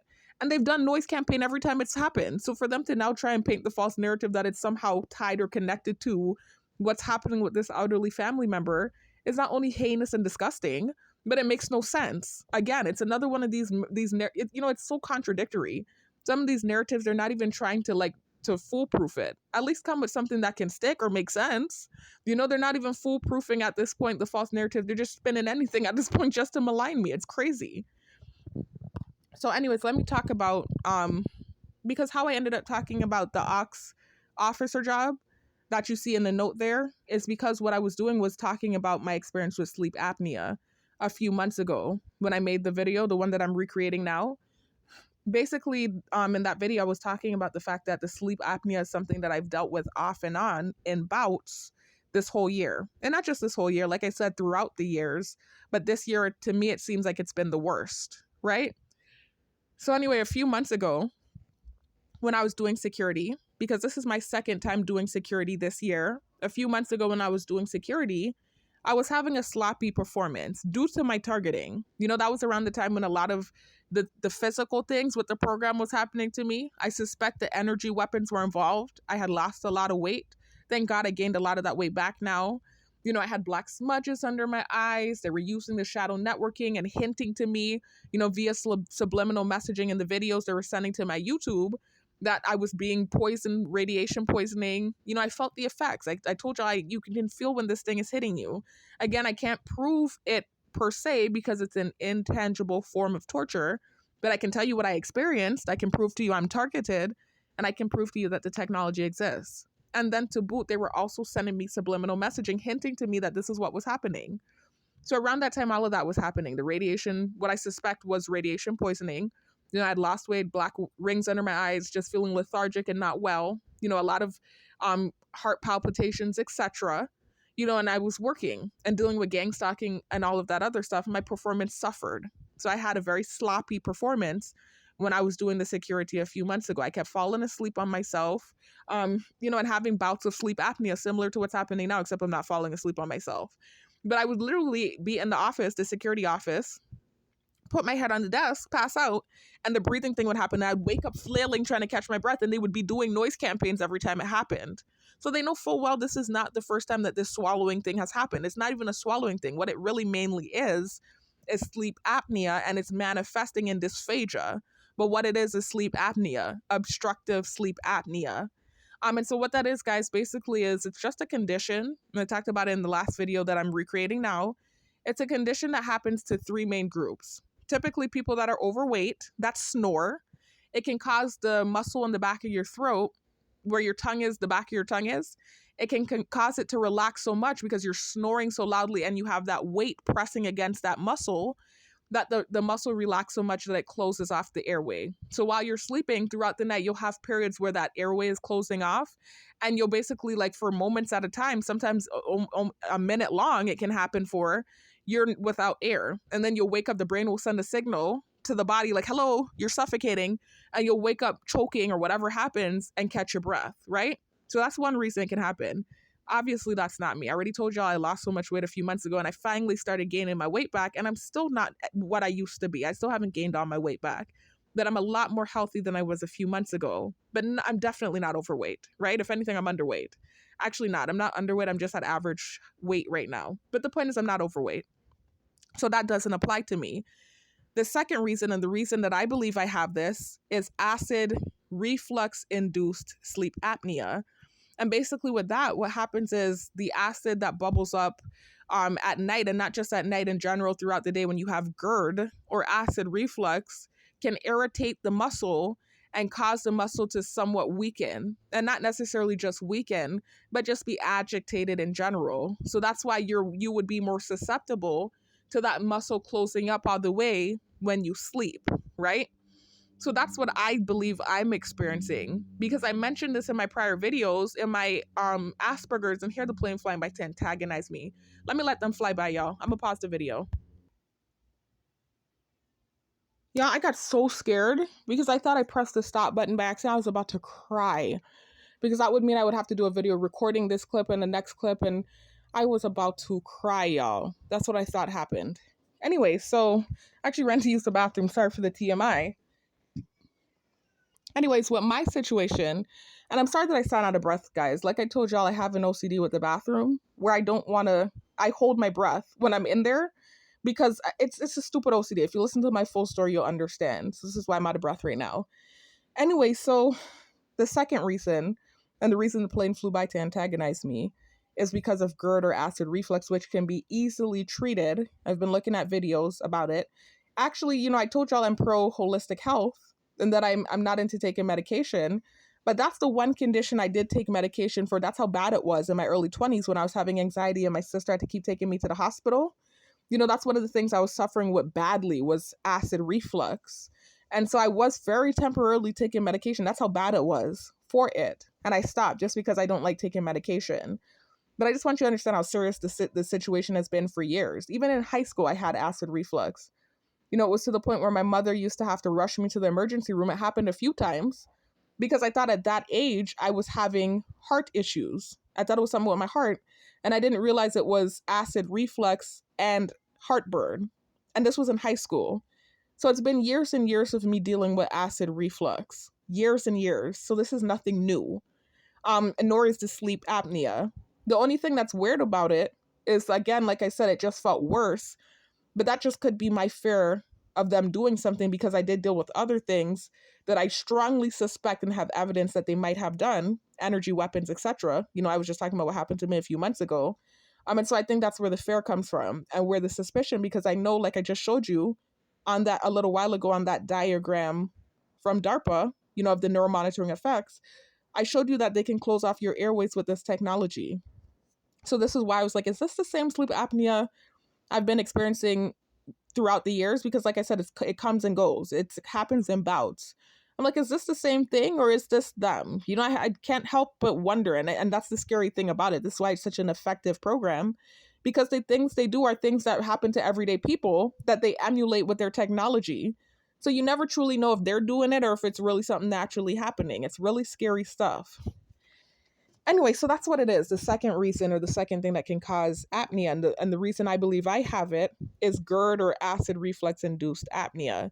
And basically, like I said, the acid is coming up and agitating the muscle and causing not only for it to weaken, but also be inflamed and irritated and more likely to close up when sleeping. So that's what's going on with me, indigestion, etc. So I noticed for me throughout the years, when I would have bouts of it, it would typically be when I'm working night shift, extremely or extremely exhausted and stressed out. Those are the times when I noticed that it would come into play. So in my early 20s, I wasn't working night shift, but I was working a lot and I was extremely stressed out. I told y'all we were struggling back then. And also too, I was a smoker back then. So I was dealing with a lot of anxiety. The stuff with my ex was happening. A lot was happening back then. And I believe that attributed to the acid reflux worsening. I always had it. I've had it. I believe it's hereditary. Because I have another family member that has it also. But I had it in high school, and I just noticed that certain things would agitate it, like stress, anxiety, etc. So in my early 20s, when I was dealing with, the high stress, whatever, and I was going through bouts of anxiety, that was when I was dealing with the apnea back then. Then fast forward, I didn't have it for years again, still had the acid reflux happening, but I didn't really suffer with the apnea, or if I was suffering with it, I didn't know, because from what I can tell, there are some people that have it and they don't find out until they go to the doctor and the doctor does tests. Because unlike me, they're not waking up. They're not waking up with the choking sensation. That happens to some people, if you're fortunate enough, and that's how you can catch it. Some people don't even know they have apnea. So I think for me, throughout the years, that might have been what was happening. Maybe I feel like it's coming in bouts, and maybe it's always happening, and there were times where it's worse than others, and that's when I'm waking up choking. I really don't know. I would need somebody to observe me sleep. I mean, shit, the gang stalkers do, creepily enough, but I can't ask them, like, hey, this is a covert harassment program. But anyway, so that was when I had it, one bout of it in my early 20s. And then fast forward to my late 20s, when I started doing security, 2018 to 2020, when I was working the 3 jobs that I mentioned. I'm going to show evidence of some of those things too. When I was working night shift security, substitute teaching, working for the post office, and taking a full load of courses, again, another high stress situation, and my body was extremely exhausted. That was when it started happening again. I remembered I would be doing security at night, and when I would feel myself nodding off, I would have to get up and go outside and let the cold air hit me. And I would realize I was having trouble swallowing because I felt so sleepy. It literally felt like my throat, this is what I used to call it, my throat falling asleep. And I was right. I didn't even realize it was called sleep apnea, and that literally the muscle in the back of your throat is getting tired with the rest of your body and just kind of like falling asleep and closing off. That's what's happening with apnea. But for me, it's happening while I'm awake if I'm extremely sleepy. So for instance, like doing a night shift and I'm sleeping, I'm forcing myself to stay up, but my body is exhausted, that muscle will start to, agitate, and I'll notice that I'm having trouble swallowing. It almost feels like a choking sensation. And what I'll have to do is drink something or eat something to wake the muscle up, or I'll start walking and trying to wake myself up, and then it stops. This is what it is for me, right? So it's been happening, like I said, throughout the years. It just felt a little bit worse this year. Not much worse, but a little bit more invasive, and it felt like it happened more frequently this year. And it could just be because this has been a very stressful year. I told y'all my targeting changed. I'm now being neuro monitored, and all these other things that's happening, covert harassment, etc. So it could literally just be the high stress that I'm under, right? But also, again, I'm taking into consideration that they have the technology, as I just showed you on the diagram, the DARPA diagram, to close your airways off. So anyways, a few months ago when I was doing the security and I was having a sloppy performance, because of the neuro monitoring and because of being targeted and, my body losing weight and all the stuff that happened a few months ago, and the burning sensation in my chest and the rings around my eyes and them kind of hinting to me about radiation poisoning, my performance was sloppy and terrible. I was falling asleep at work. I was going late, just horrible. Not the kind of worker that I truly am. And so this is why I started talking about that auxiliary officer job, because I started in that other video that this video is a recreation of. I started talking about what my work history was like prior to being targeted. And that's how I ended up talking about that job. And then it reminded me of what happened with the auxiliary officer position that I applied for in 2021, and how that it felt like that opportunity was blocked off unfairly. And so I started talking about that and going into detail about that. But it wasn't planned. It was impromptu. It was something that kind of, had bothered me that I did kind of want to talk about, but it was nothing that I ever planned to talk about. I've made so many videos. This whole year I've been making videos and I never really talked about that situation. But as I was giving my work history, I just remembered that and I decided to talk about it. And it kind of got backlash for it. You know, like last night and this morning, directed convo, remember I was at work, and ref campaign and, you know, all this kind of stuff, insinuating stuff again that's not true, that has nothing to do with anything that I ever said. You know, I'm going to talk about that in a minute. Anyway, so trying to remember here now. So yeah, so I was talking about the sleep apnea. So that's why I believe I have it, from acid reflux and GERD, something I've struggled with my whole life, literally since high school. The third reason that you can have sleep apnea is neurological. So it could be something like, you know, there's something I just want to say, because this program is like a freaking, remember I told you it's like it calculates and then it starts throwing things at you that you've said. I don't really want to go into too much detail, but there are different neurological disorders that can cause it. Excuse me, speaking of acid reflux, I know y'all just heard that burp, right? I ate fries a little while ago and already I'm feeling the acid from it, right? And this is something that always happens. But of course, now I'm pointing it out every time it does happen. My mom's always cussing at me for burping and saying I'm being nasty, but it's acid reflux that I've had throughout the years. I used to have the same arguments with my older sister when she and I were living together in my early 20s, because I'd be burping and belching. She's like, come on, man. I'm like, come, it's the acid reflux. It's like, okay, you can control it better. But that's why I'm always gassy and burping and all that stuff. It's the acid reflux. And in my Asperger's videos, I even talked about my acid reflux and that being one of the symptoms that made me realize I had Asperger's, because that's a symptom of Asperger's. They said typically you have gastrointestinal disorders like acid reflux, GERD, etc. So all of the symptoms are there. But I've talked about this acid reflux thing in prior videos. The Asperger videos being one, right? So anyways, third reason, neurological. Like, now the plane is flying by again. Anyway, the third reason can be neurological. So some sort of neurological thing happening where your brain is for some reason not sending the signal to the rest of your body that you need to breathe. And so you're not getting that signal and your throat is just closing up and not breathing. Or the other kind of neurological, the scary kind, could be them neuromonitoring you and using their technology to close up your throat. You know, I think that's why they're barking and trying to antagonize me and flying the plane by, to freak me out. But there's that, yeah, forbid. And then there's natural neurological. Well, nothing's natural. If you're having a neurological issue, typically it's something that's happening because maybe lack of diet or exposure to some sort of something, right? Toxin or whatever. But I'm saying there are things other than technology that can cause neurological sleep apnea. For instance, I don't even want to say it, scary stuff. The example I saw in one of the videos, like if you have like a mass in your brain or whatever, I don't want to say, yeah, forbid, that could cause it too. Different things. It don't have to be that serious. It could be like something minor, neurological that's going on. But those are the three things that cause it, right? And so for me, obviously, I know it's the it's the GERD, the acid reflux. So this is why I believe I've had bouts of it throughout the years. And typically it's worse in high stress situations when I'm anxious or going through a bout of anxiety, or when I'm working multiple jobs, especially and in particularly night shift jobs.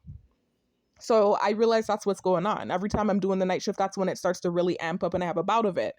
So a few months ago when I was having that sloppy security performance, that's what was happening. I was falling asleep in the office and I would wake up gasping for air and grabbing my throat, and they would be doing the noise campaigns outside. I know they remember seeing that happen. That was just a few months ago in February and March, right? So now fast forward, we're all the way here in December, and I'm doing security again. I just started doing it again, and now I'm having another bout of the apnea. I mean, it's obvious what's going on. It started as soon as I started doing the night shift. So it's unrelated to what they're trying to connect it to. It's happened throughout the whole year, and it's also happened throughout the years, even prior to my targeting. So they know it doesn't make sense. They're just, again, trying to paint a false narrative to malign me. What I didn't like and what freaked me out was in between these months where I did security and didn't do it. Remember, I've been off and unemployed for a few months. There would be random moments, not like now where it's like happening for a whole week because I'm doing night shift security. Excuse me. Or back then in February and March, where it was happening in that time period because, again, I was doing night shift security. In between, in these months in between where I've been unemployed, there have been random nights where it would just randomly happen to me. And it would always, oftentimes, coincidentally enough, be after I made a controversial video.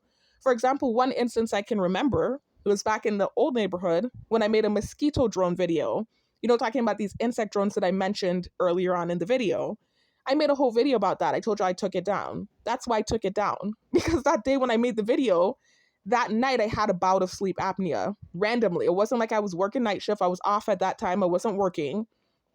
And randomly, I remember waking up with my throat feeling closed off, but it stayed closed way longer than it ever had before. I was literally like, gasping and reaching for a good little minute before my throat opened up and my heart was beating fast and I had to hop out the bed. I thought, I don't even want to say what I thought. It was scary.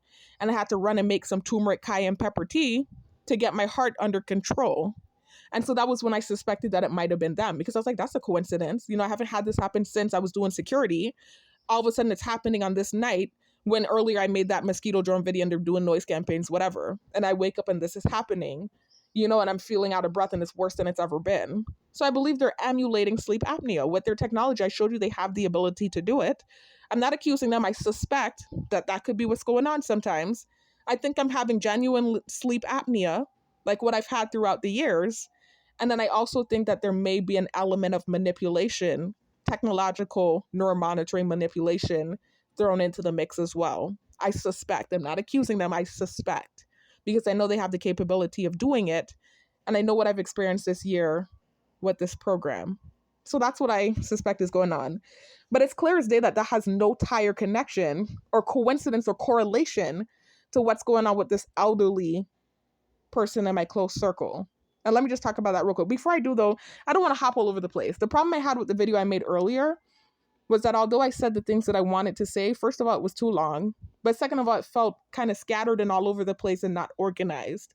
So let me stay on one topic and then move to the next one. Before I talk about that elderly person and the narrative they tried to spin, right, that I had to knock down immediately, let me talk about this auxiliary officer job and finish saying what I talked about in the video I'm recreating. So basically, when I was making the video earlier, not earlier, yeah, it was earlier. It was last night and then it was in the wee hours of the morning when I was making that 3-hour and change video that this video is a recreation of. And I was talking about a few months prior when I was doing security and experiencing the sleep apnea and I was having the sloppy work performance because of my targeting. They started doing noise campaign and rev campaign again, trying to paint this narrative like I'm a sloppy worker or whatever the case is, when that's absolutely false and they know that. I've provided more than enough evidence and documentation to prove that that's not the case. So then I started talking about my work history, and that's what led to me referencing that auxiliary officer thing that I went through in 2021. I wouldn't say it's a thing that I went through, but experience that I had.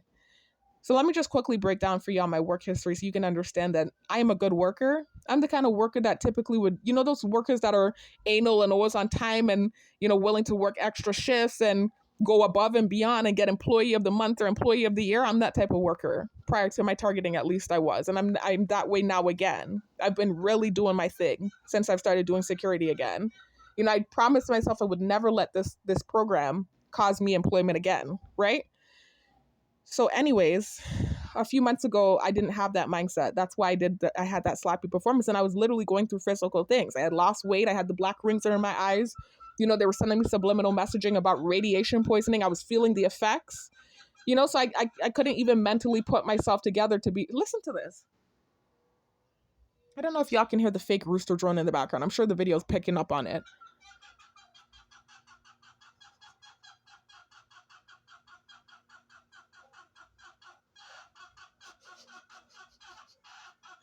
Now, y'all know good and well that does not sound like an authentic rooster sound.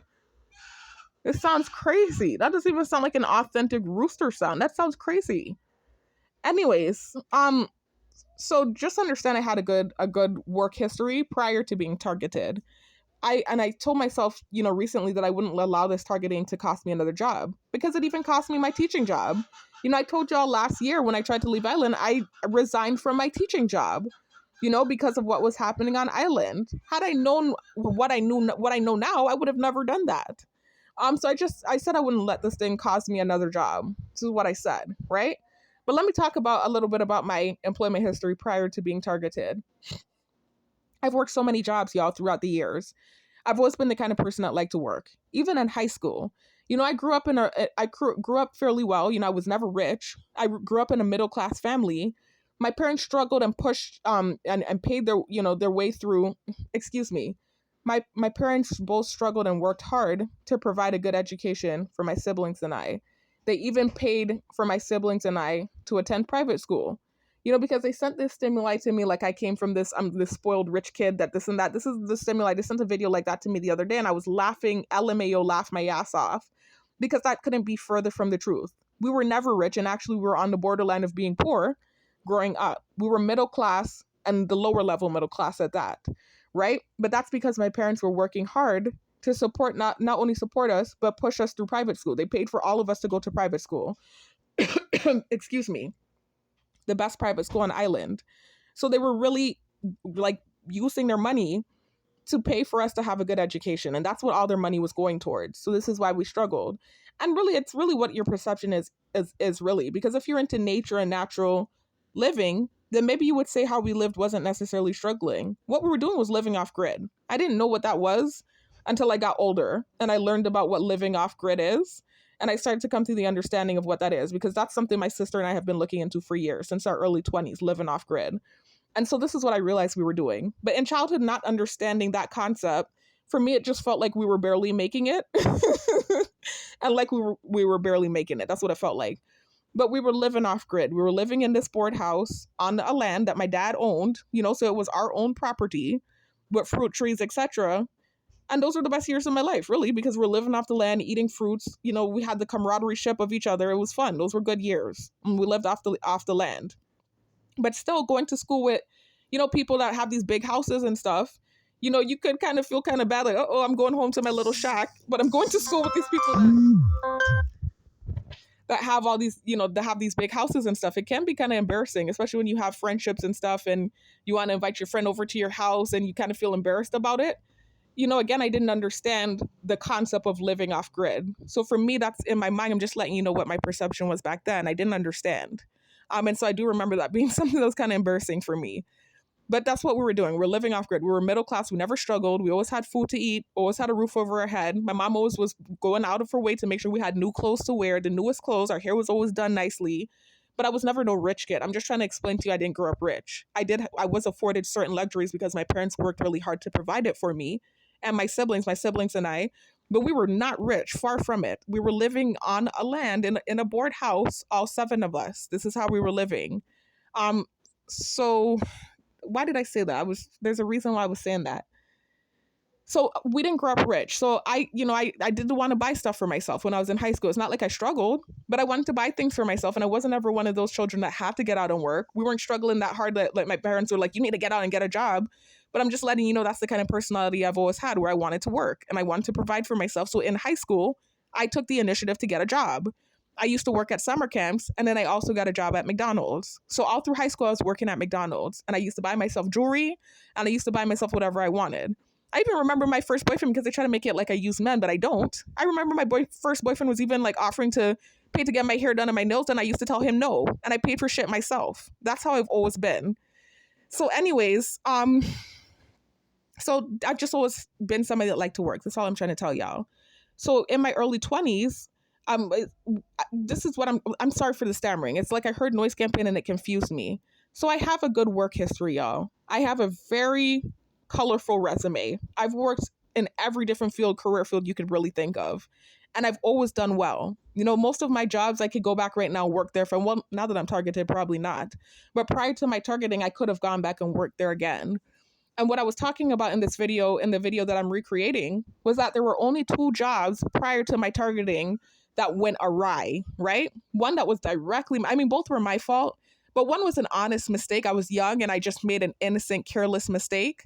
And the second one was like blatant recklessness. And that was in my years of alcoholism. I told you all that, and I've been very candid in all of my videos and my full story summary, etc., that for 3 years, I was an alcoholic, right? Basically in my past, in my early to mid 20s, I dealt with alcoholism. So when I moved back to this island from Tallahassee, I basically, because of some of the things I had went through in Tallahassee and then some of the things that happened when I got on island, listen to my commenting over a clip, guys, and you'll hear the details about that. And also listen to the last video I posted and you'll hear the details about that. I became an alcoholic, a blackout drunk. So from the years 2014 to 2016, I was a blackout drunk. So bad that I actually got raped, which is another thing that I'm going to address in this video too, that I talked about in that video that I'm recreating. Let me pause this and blow my nose, guys. Yeah, guys. So back to what I was saying though. And I can't even remember what my last thought was. I got up to blow my nose. I was just telling you about my alcoholism. My past as an alcoholic. So I talked about this, like I said, in several videos. Just listen to my commentating over a clip video, y'all, if you don't listen to the full story, and you'll hear about my journey with alcoholism. But there were 3 years where I was an alcoholic. 2 years, like I said, where I was a blackout drunk, and it ended up culminating in me getting raped. And I'm going to talk about a narrative that started being spun recently from that incident as well. I'm already hearing a dog barking. Don't worry, I'm going to clear that up real quick. And then the third year, 2017, I had worked my way, even in my drunkenness. This is why I made the comment in my prior videos that even in my drunken days, I worked, because they kind of tried to gaslight me about not working those months I wasn't working. And I was talking about the fact that even prior to my targeting, even in the years where I was an alcoholic, I held jobs down. So I was able to pay my way back into school. If you listen to my story, you'll hear that when I was in Tallahassee, I had 2 more classes before I was to attain my associate's degree. And I failed this math class multiple times because of my ADD. I was not aware that I could use it as a disability and get accommodation. And so I lost my financial aid. I had a 2.7 GPA, 82% grade point average, and I lost my financial aid because my completion rate went down, which is something new they were doing at the time. So that was part of the depression that I was feeling when I went back home. Kind of just feeling like, dang, I messed up. I was right there to graduate in 2 more classes. Why couldn't I just get that math class done? Why didn't I, do better? Because it was literally me. It's ADD. That's how the thing works, where you procrastinate and it just feels like you can't get stuff done, especially if it's something you're not interested in. That's what was happening with that math class. I was just literally like, I could not get the work done. And some days I was even skipping classes. I'm gonna keep it real with you. So anyways, I was able to get that class online. They were offering it, the university was offering it virtually. And then also the second class that I needed to graduate. And so 2016, after the rape and after me cleaning myself up and going to rehab, etc., I worked my way. I worked and made enough and saved up enough money to pay for those 2 courses and get my associate's degree. And then I was able to get a job with the Department of Education here on island. And so my first job here, I talked about that experience. I don't really want to go into too many details about it in this video, but it wasn't necessarily the best experience. I dealt with some passive aggression with one of the managers or supervisors that was over me. And I believe it ties back to the cyberstalking, cyberbullying situation that I talked about in my full story.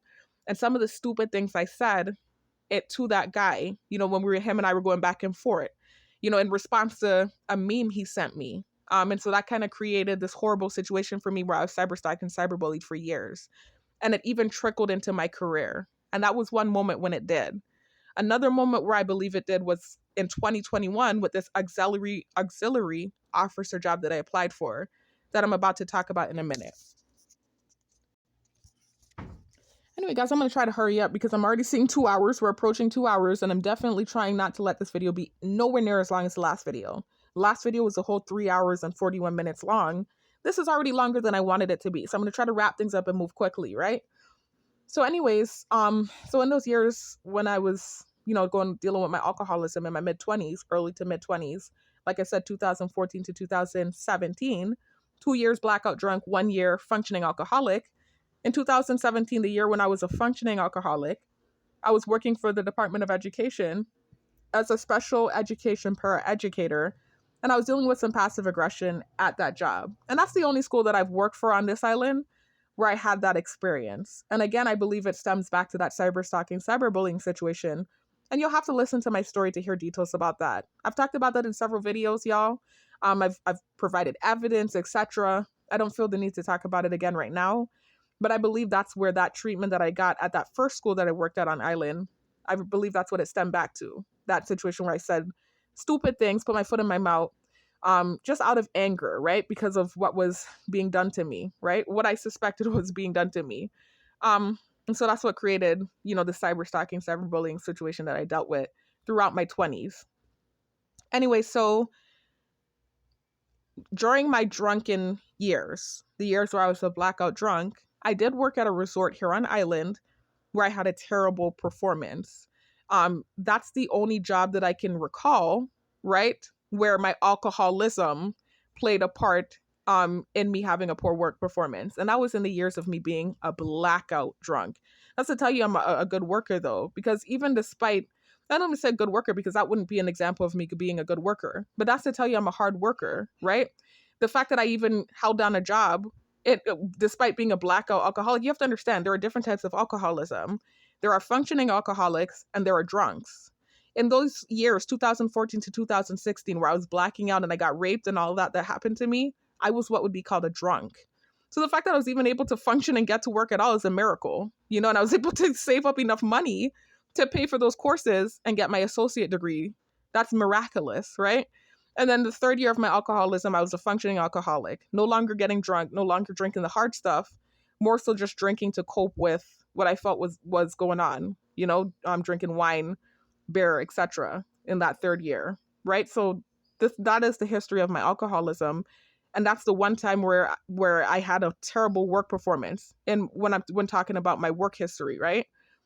Rewind all the way back to my early 20s now. That's the other time where I had a job that went awry. Only 2 times. I've worked so many jobs in the last decade, right? Prior to my targeting, where I had exceptional work performance to the point where these jobs have reached out since me leaving, asking and inquiring about me, right? I have evidence that I'm going to show in a minute. Anyway, so if you rewind back to when I was 20, a baby, 20, right? 20, you fresh out, right? You just went into adulthood. You're basically a teenager at 20. You just got out of your teens, right? For me, as a 31-year-old woman about to make 32, I view a 20-year-old as a child. This is how I view them. That's a teenager, okay? That's how I view them. That was me back then. I was 20. You know, I had never worked any professional jobs, you know, aside from summer camp at that time. You know, I had been a waitress. I had worked at McDonald's. I had worked at restaurants. I had never worked a professional job at that time. And so that opportunity arose, right? It was an opportunity with the charter school that's connected to Florida State University. And Florida State University is the state school of Florida. So that's a big deal. That's a big school, right? And so I remember when my sister got the job with them, I remember congratulating her. I'm like, gang, girl, you doing your thing, whatever. She got in with them, you know, because she had some prior experience with working in the office with my mom. When my mom was an administrator at one of her old schools, my sister had experience working with her, right? So she had that on her resume. Also, she speaks well and she can sell herself in an interview. We all have that ability, right? So she was able to get that job with them. And then she told them about me. And so I remember when I got the interview, the assistant principal loved me immediately. For some reason, y'all, I can't really explain it. It's another one of those weird contradictions about me. But then again, if you look at Asperger's, you'll understand that's one of the weird things about people with Asperger's. You know, even though we can speak well, we can write well, we have an intellectual mind, we're not good at socializing. Our social intelligence is low. It's weird. It's the weirdest thing ever. So for me, that's how it is when it comes to socializing about personal things like small talk, making a friend. This is why typically the friends that I make are extroverted people that go out of their way to befriend me. And then eventually they make me feel comfortable enough to let down my wall and I'm able to socialize with them. But me on my own, trying to be a social butterfly, trying to interact with people and make friends, I've never been good at that. It's just something I don't know how to do. But when it comes to business, you know, and trying to get a job in interviews, for some reason, I'm really good at that. I can't really explain it. It's like something turns on and I'm able to sell myself really well in an interview and get a job. I've always been that way. And so when I had this interview with the assistant principal, she loved me immediately. You know, she and I had a good repertoire and she called me and it gave me the job. So I remember that being a big deal. I was like, oh my God, I got this job with this school. Like, first of all, if you know anything about a charter school is like a private school kind of for the gifted. You know, it's like a school where it's kind of like a private school, except you don't have to pay for it. It's like if you morph private school and public school together, it's really a big deal if you get on with a charter school. And then it was the type of charter school I got on with. It was a charter school that was associated with, like I said, the state university, Florida State University. That was their high school. So that was a big deal getting on with them, but it was also intimidating because, again, I reiterate, that was my first professional job.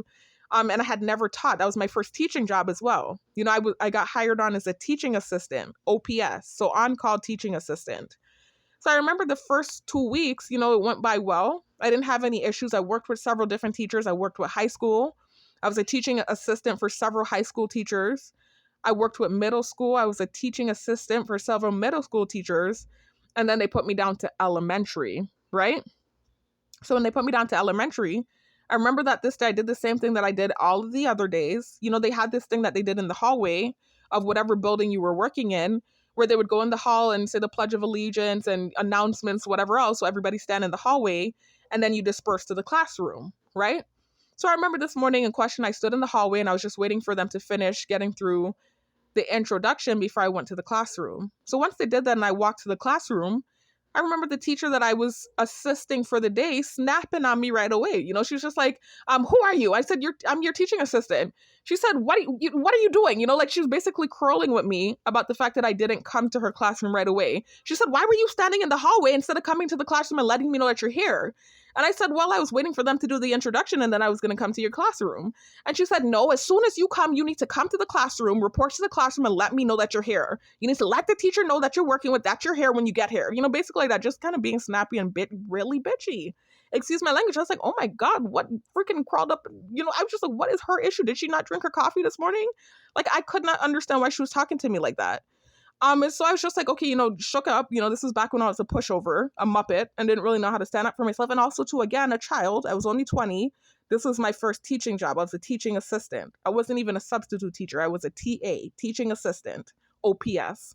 Anyway, so I remember apologizing profusely and getting through the day with her and just kind of on edge all day, you know, because she just was very icy. She had a biting tone, you know, just very much so what would be described as a bitchy person, right? But I was just, you know, just working with her and just dealing with it, you know?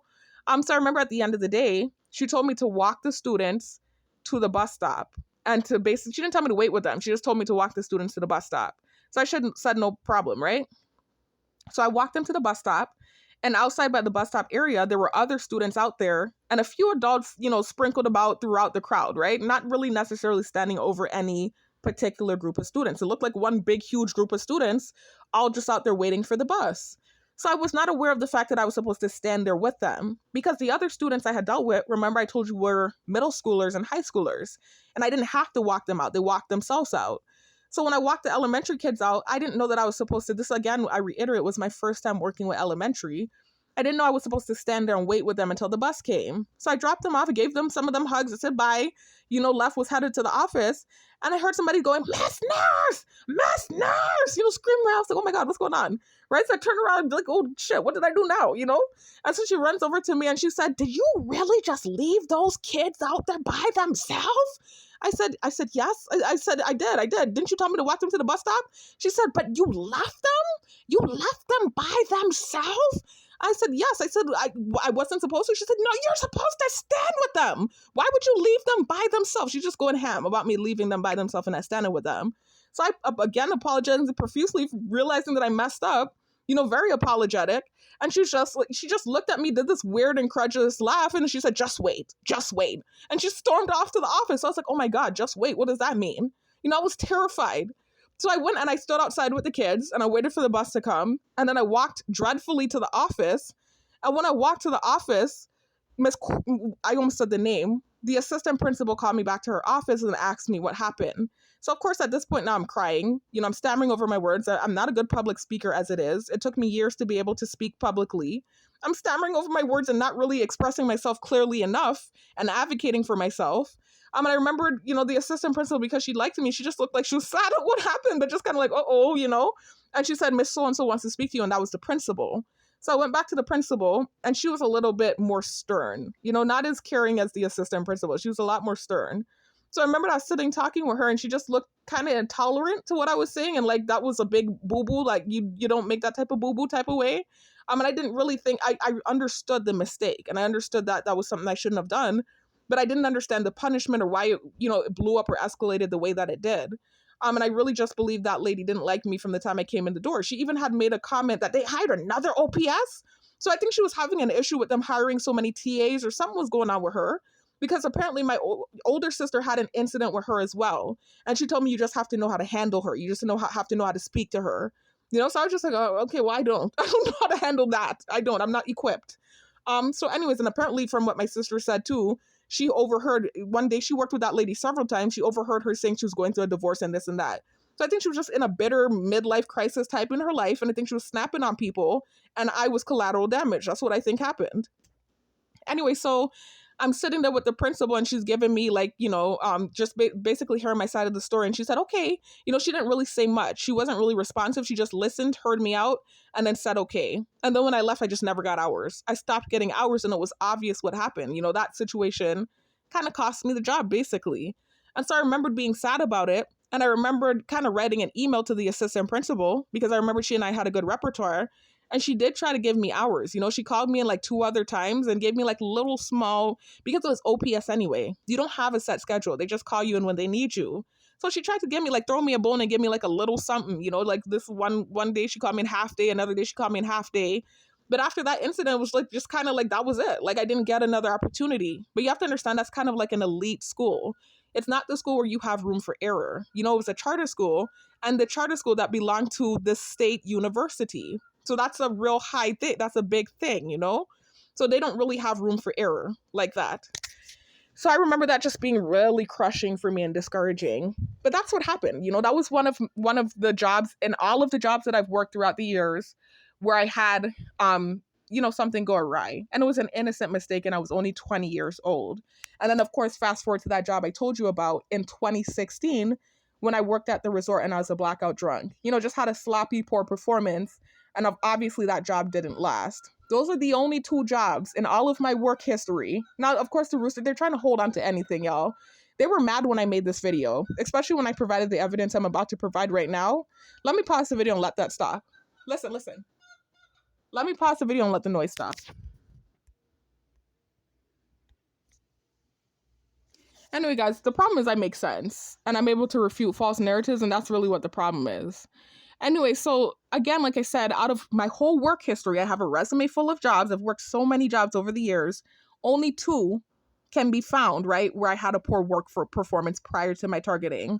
One where I was 20 and it wasn't a poor work performance. It was an honest mistake, innocent mistake. And then in my mid-20s, when I worked at that resort, in my active drunken years, where I had a genuinely poor performance. And that was it wasn't an innocent mistake. That was me having a poor performance, right? Because of what was going on in my life at the time. Out of all of those jobs that I've worked, those are the only 2 where I've had an issue or an incident, right? All right, guys, so let me go ahead and finish the video, right? So I had stopped to get a drink and also let the rooster drone shut up because it was going off, again, trying to grip onto anything. I'm not trying to be cocky, because this is what creates bad situations for me. They are literally building me into a narcissist because obviously my reaction to them antagonizing would be for me to act pig-headed, and then that doesn't help my case. And I look like I truly am the pig-headed narcissist, that they try to paint me as. Anyways, guys, since then, I've worked many jobs. I worked for the post office, like I told you, when I was in school, when I left for school for the second time, when I was completely sober, right? When I was in school in 2018 to 2020, those 2 years. I worked for the post office for a year. I worked as a substitute teacher for Broward County Public Schools for 2 years. And I did such a good job that I had job offers lined up when I graduated from university, magna cum laude. And I even have a screenshot from MacArthur, the school that actually hired me on, right? That I told the story about in my full story. I have a screenshot from them. I also have a screenshot from the call center that I worked at in my early 20s, around the same time when that OPS situation happened. Another job that I worked in that time frame, that was a really good job, another big job, big opportunity. I was actually making more money at that call center job than I was as the OPS TA at the charter school. They reached out to me 4 years after I worked with them, inquiring about me because I was such a good worker. And I even have a screenshot from the security company I worked at for 2 years, again in 2018 and 2020, in my late 20s when I went back to school for the second time, an email where they reached out to me again after me working with them. So let me show y'all a little bit of evidence to validate the fact that I'm a good worker, and I always have been. And I've only had 2 bad experiences prior to my targeting. One, again, I reiterate, an innocent mistake when I was a child, 20, and the other, a blatant mistake in my 2 years when I was an alcoholic, when I worked at a resort and I was a blackout drunk. Let me show y'all.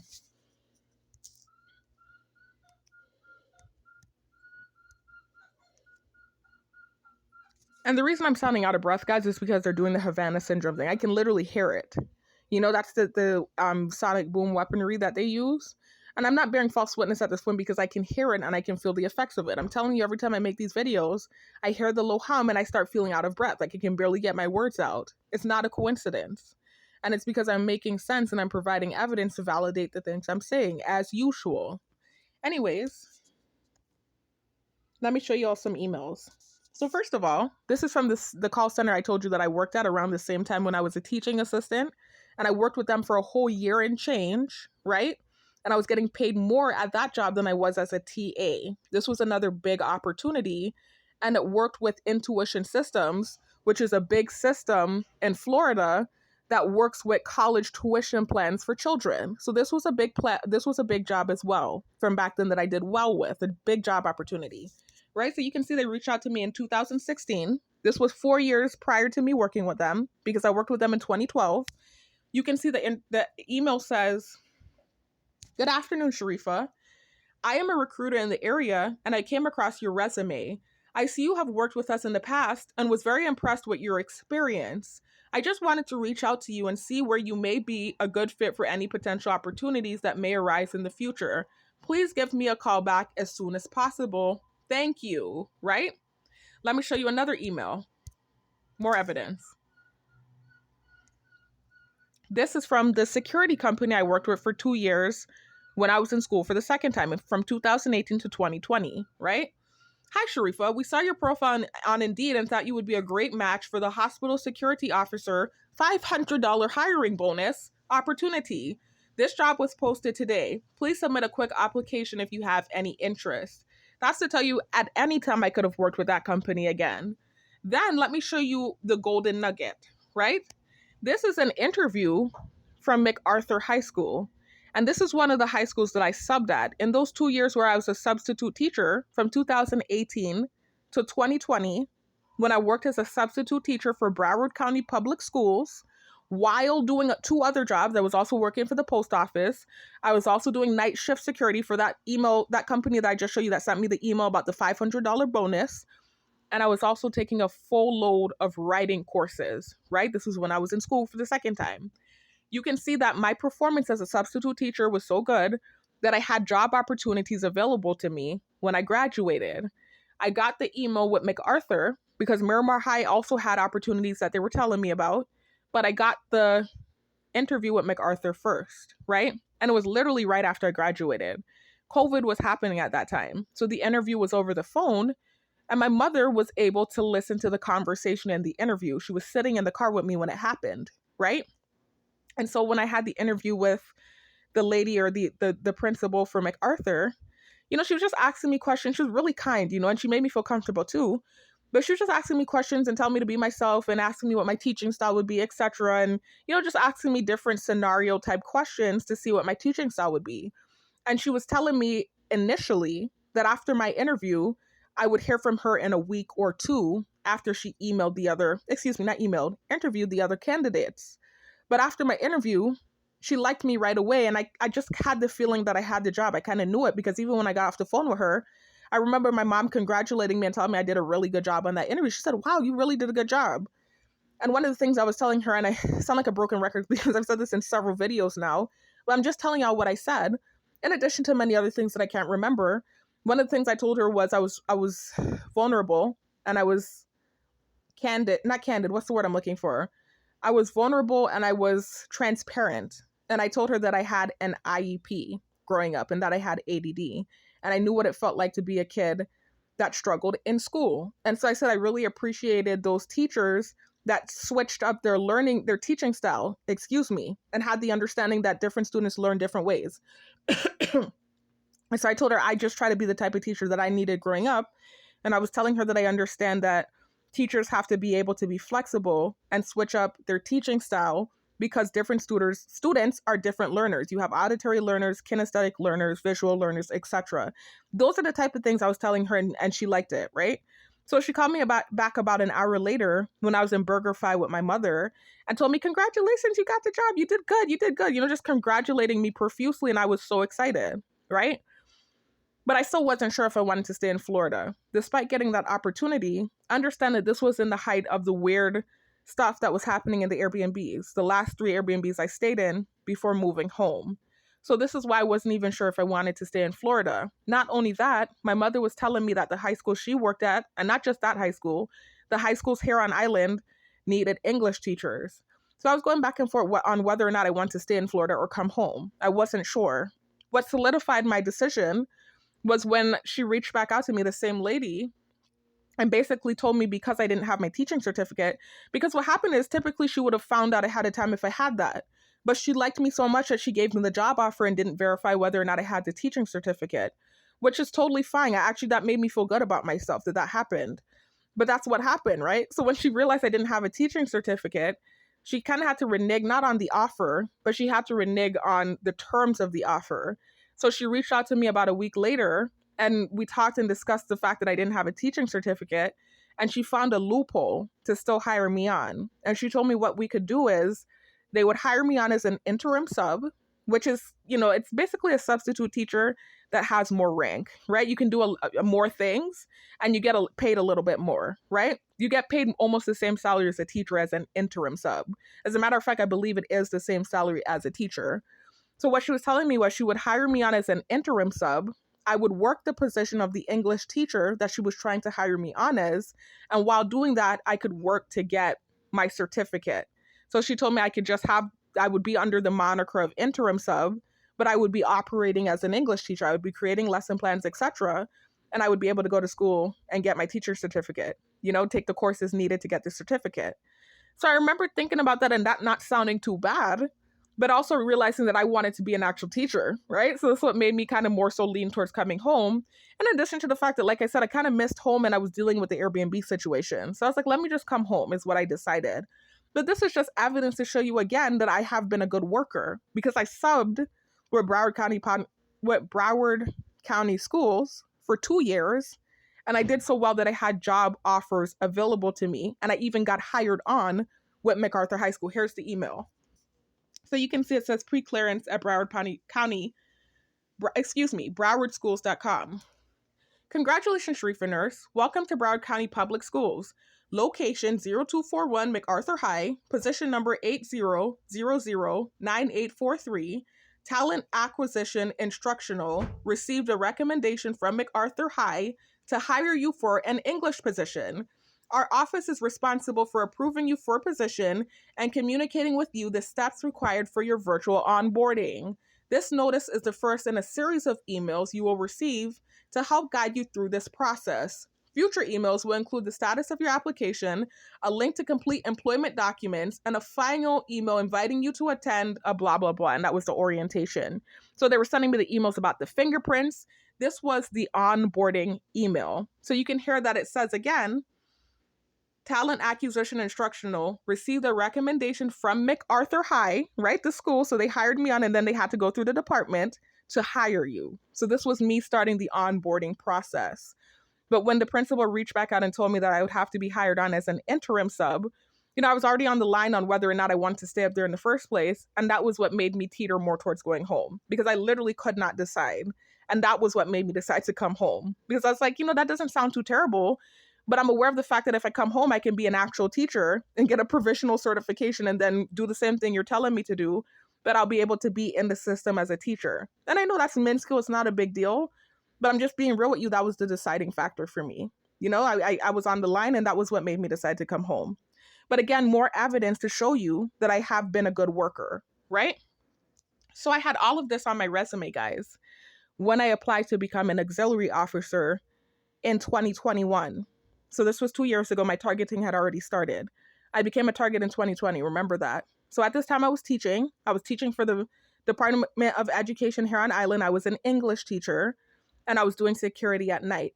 And in place of the night security job I was doing, I wanted to replace it with the auxiliary officer position because I had saw a billboard, I don't remember where I saw it, that said they needed officers, police officers. And what an auxiliary officer is, from what I understand, is basically kind of like what a substitute teacher or teaching assistant is to a teacher. You're basically like a helper officer. So you're like a police officer, but you're on the side of a main officer. You're like a helper officer, basically. So you're a police officer, basically, but you're there to help the actual police officers, kind of, in that kind of way. So you have the title officer, just like how a substitute teacher has the title teacher. but they're there to assist the actual teachers. That's what an auxiliary officer is to police officers. You're an officer, you're a police officer, but you're there to assist the actual officers. And so I was like, okay, that's a better position than security guard. Not to talk down on security guard. I've been doing it for years and it's definitely provided for me. So I'm grateful for the position. But I didn't mind. I saw that was available and I was like, okay, well, I'm doing 2 jobs anyway. I was like, I could do that position in place of the security officer position. The pay would be better, obviously. And then I would like to have that on my resume. Plus, I had always been interested in law enforcement anyways. Back when I was in community college, the same community college that I graduated from, got my associate degree from, I was looking at their police academy. They had something called Pat Thomas Police Academy, and they even sent me emails. I was looking at that and exploring that back then too. I've explored the military several times throughout the years. Several times I've been in communication with sergeants, and I just decided to take a different route. I even was in communication with a sergeant for the Air Force right before I graduated from college in 2019, shortly before I graduated. Let me show you those emails.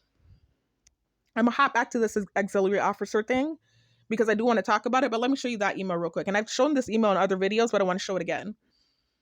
So anyways, you can see this is what I sent the sergeant. This was in 2019 and shortly before I graduated. You can see that this was December of 2019 and I graduated April of 2020, right? So I said, good day, Mr. Nelson. My name is Sharifa Nurse, and I'm interested in becoming an officer for the Air Force. I have an associate degree in general studies and am attaining my bachelor's degree in English in the spring of 2020. I have a 3.3 GPA that will probably be higher once the grades from this current semester are submitted. And it was. I graduated magna cum laude with a 3.5. Anyway, I said, I just want to know what the recruitment process is and if I meet the requirements to become an officer. Attached is a copy of my unofficial transcript and resume. My phone number is 340-690-0392. Please contact me at your earliest convenience. Thank you. And so him and I communicated back and forth, and he was telling me the requirements to become an officer.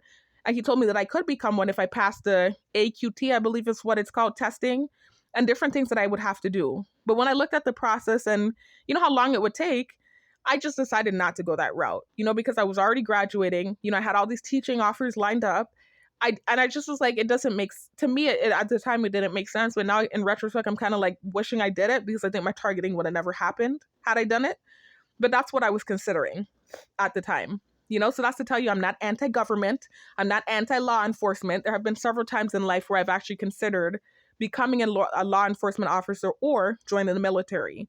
Anyway, another time, like I said, hopping back to this auxiliary officer thing, another time that I tried to join law enforcement or I considered it was, like I said, in 2021. So this was after I graduated, after I decided to, instead of going with MacArthur, moving back home instead to the island I'm from and teaching here on island. And I got hired on with the Department of Education as an English teacher. So it was 2021. I was an English teacher and I was doing security at night. So I saw the flyer about the auxiliary officer position and I decided to apply. And so I got the interview.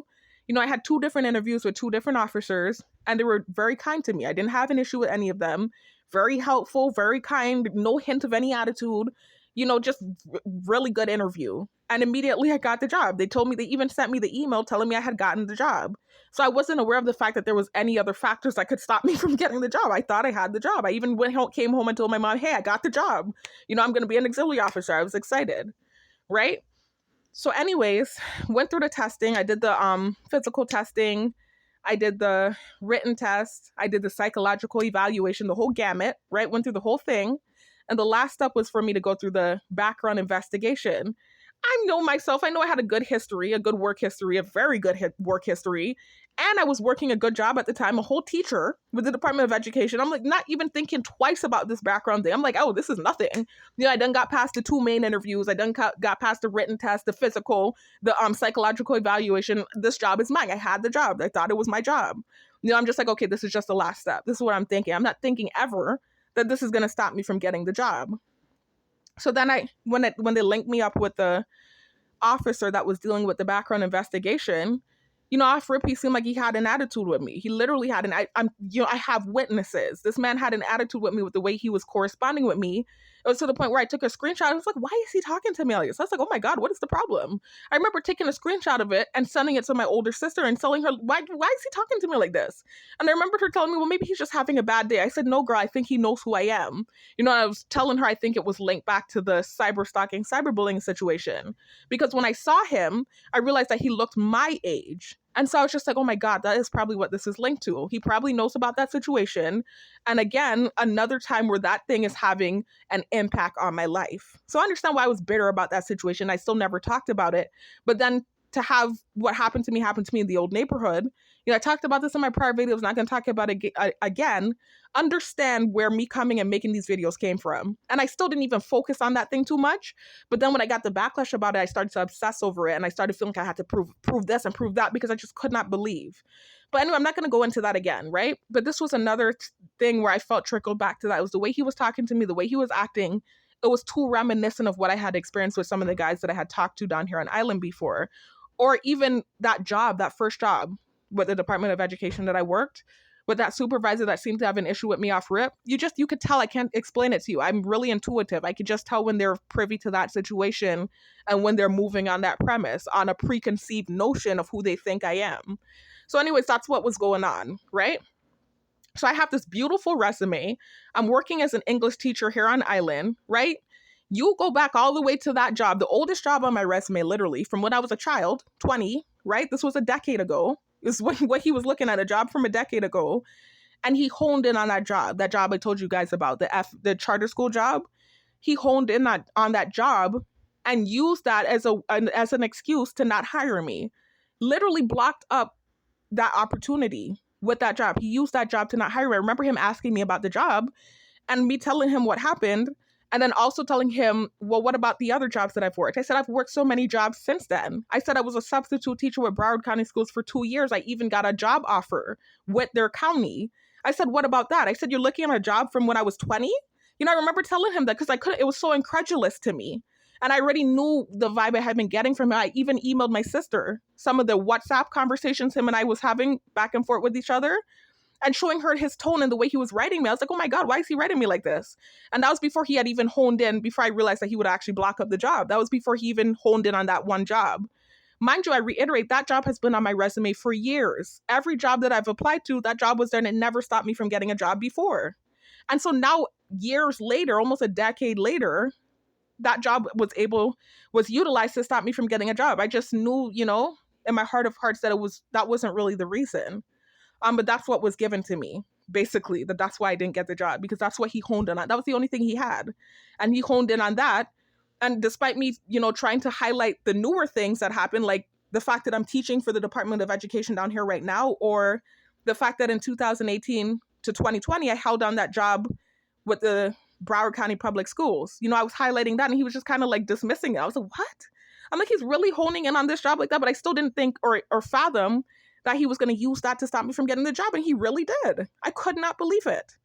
And so for me, I'm just like, you know, even when you look at credit score, if you have a repo, right? If you have a car that's repoed, after 7 years, that thing clears off your credit.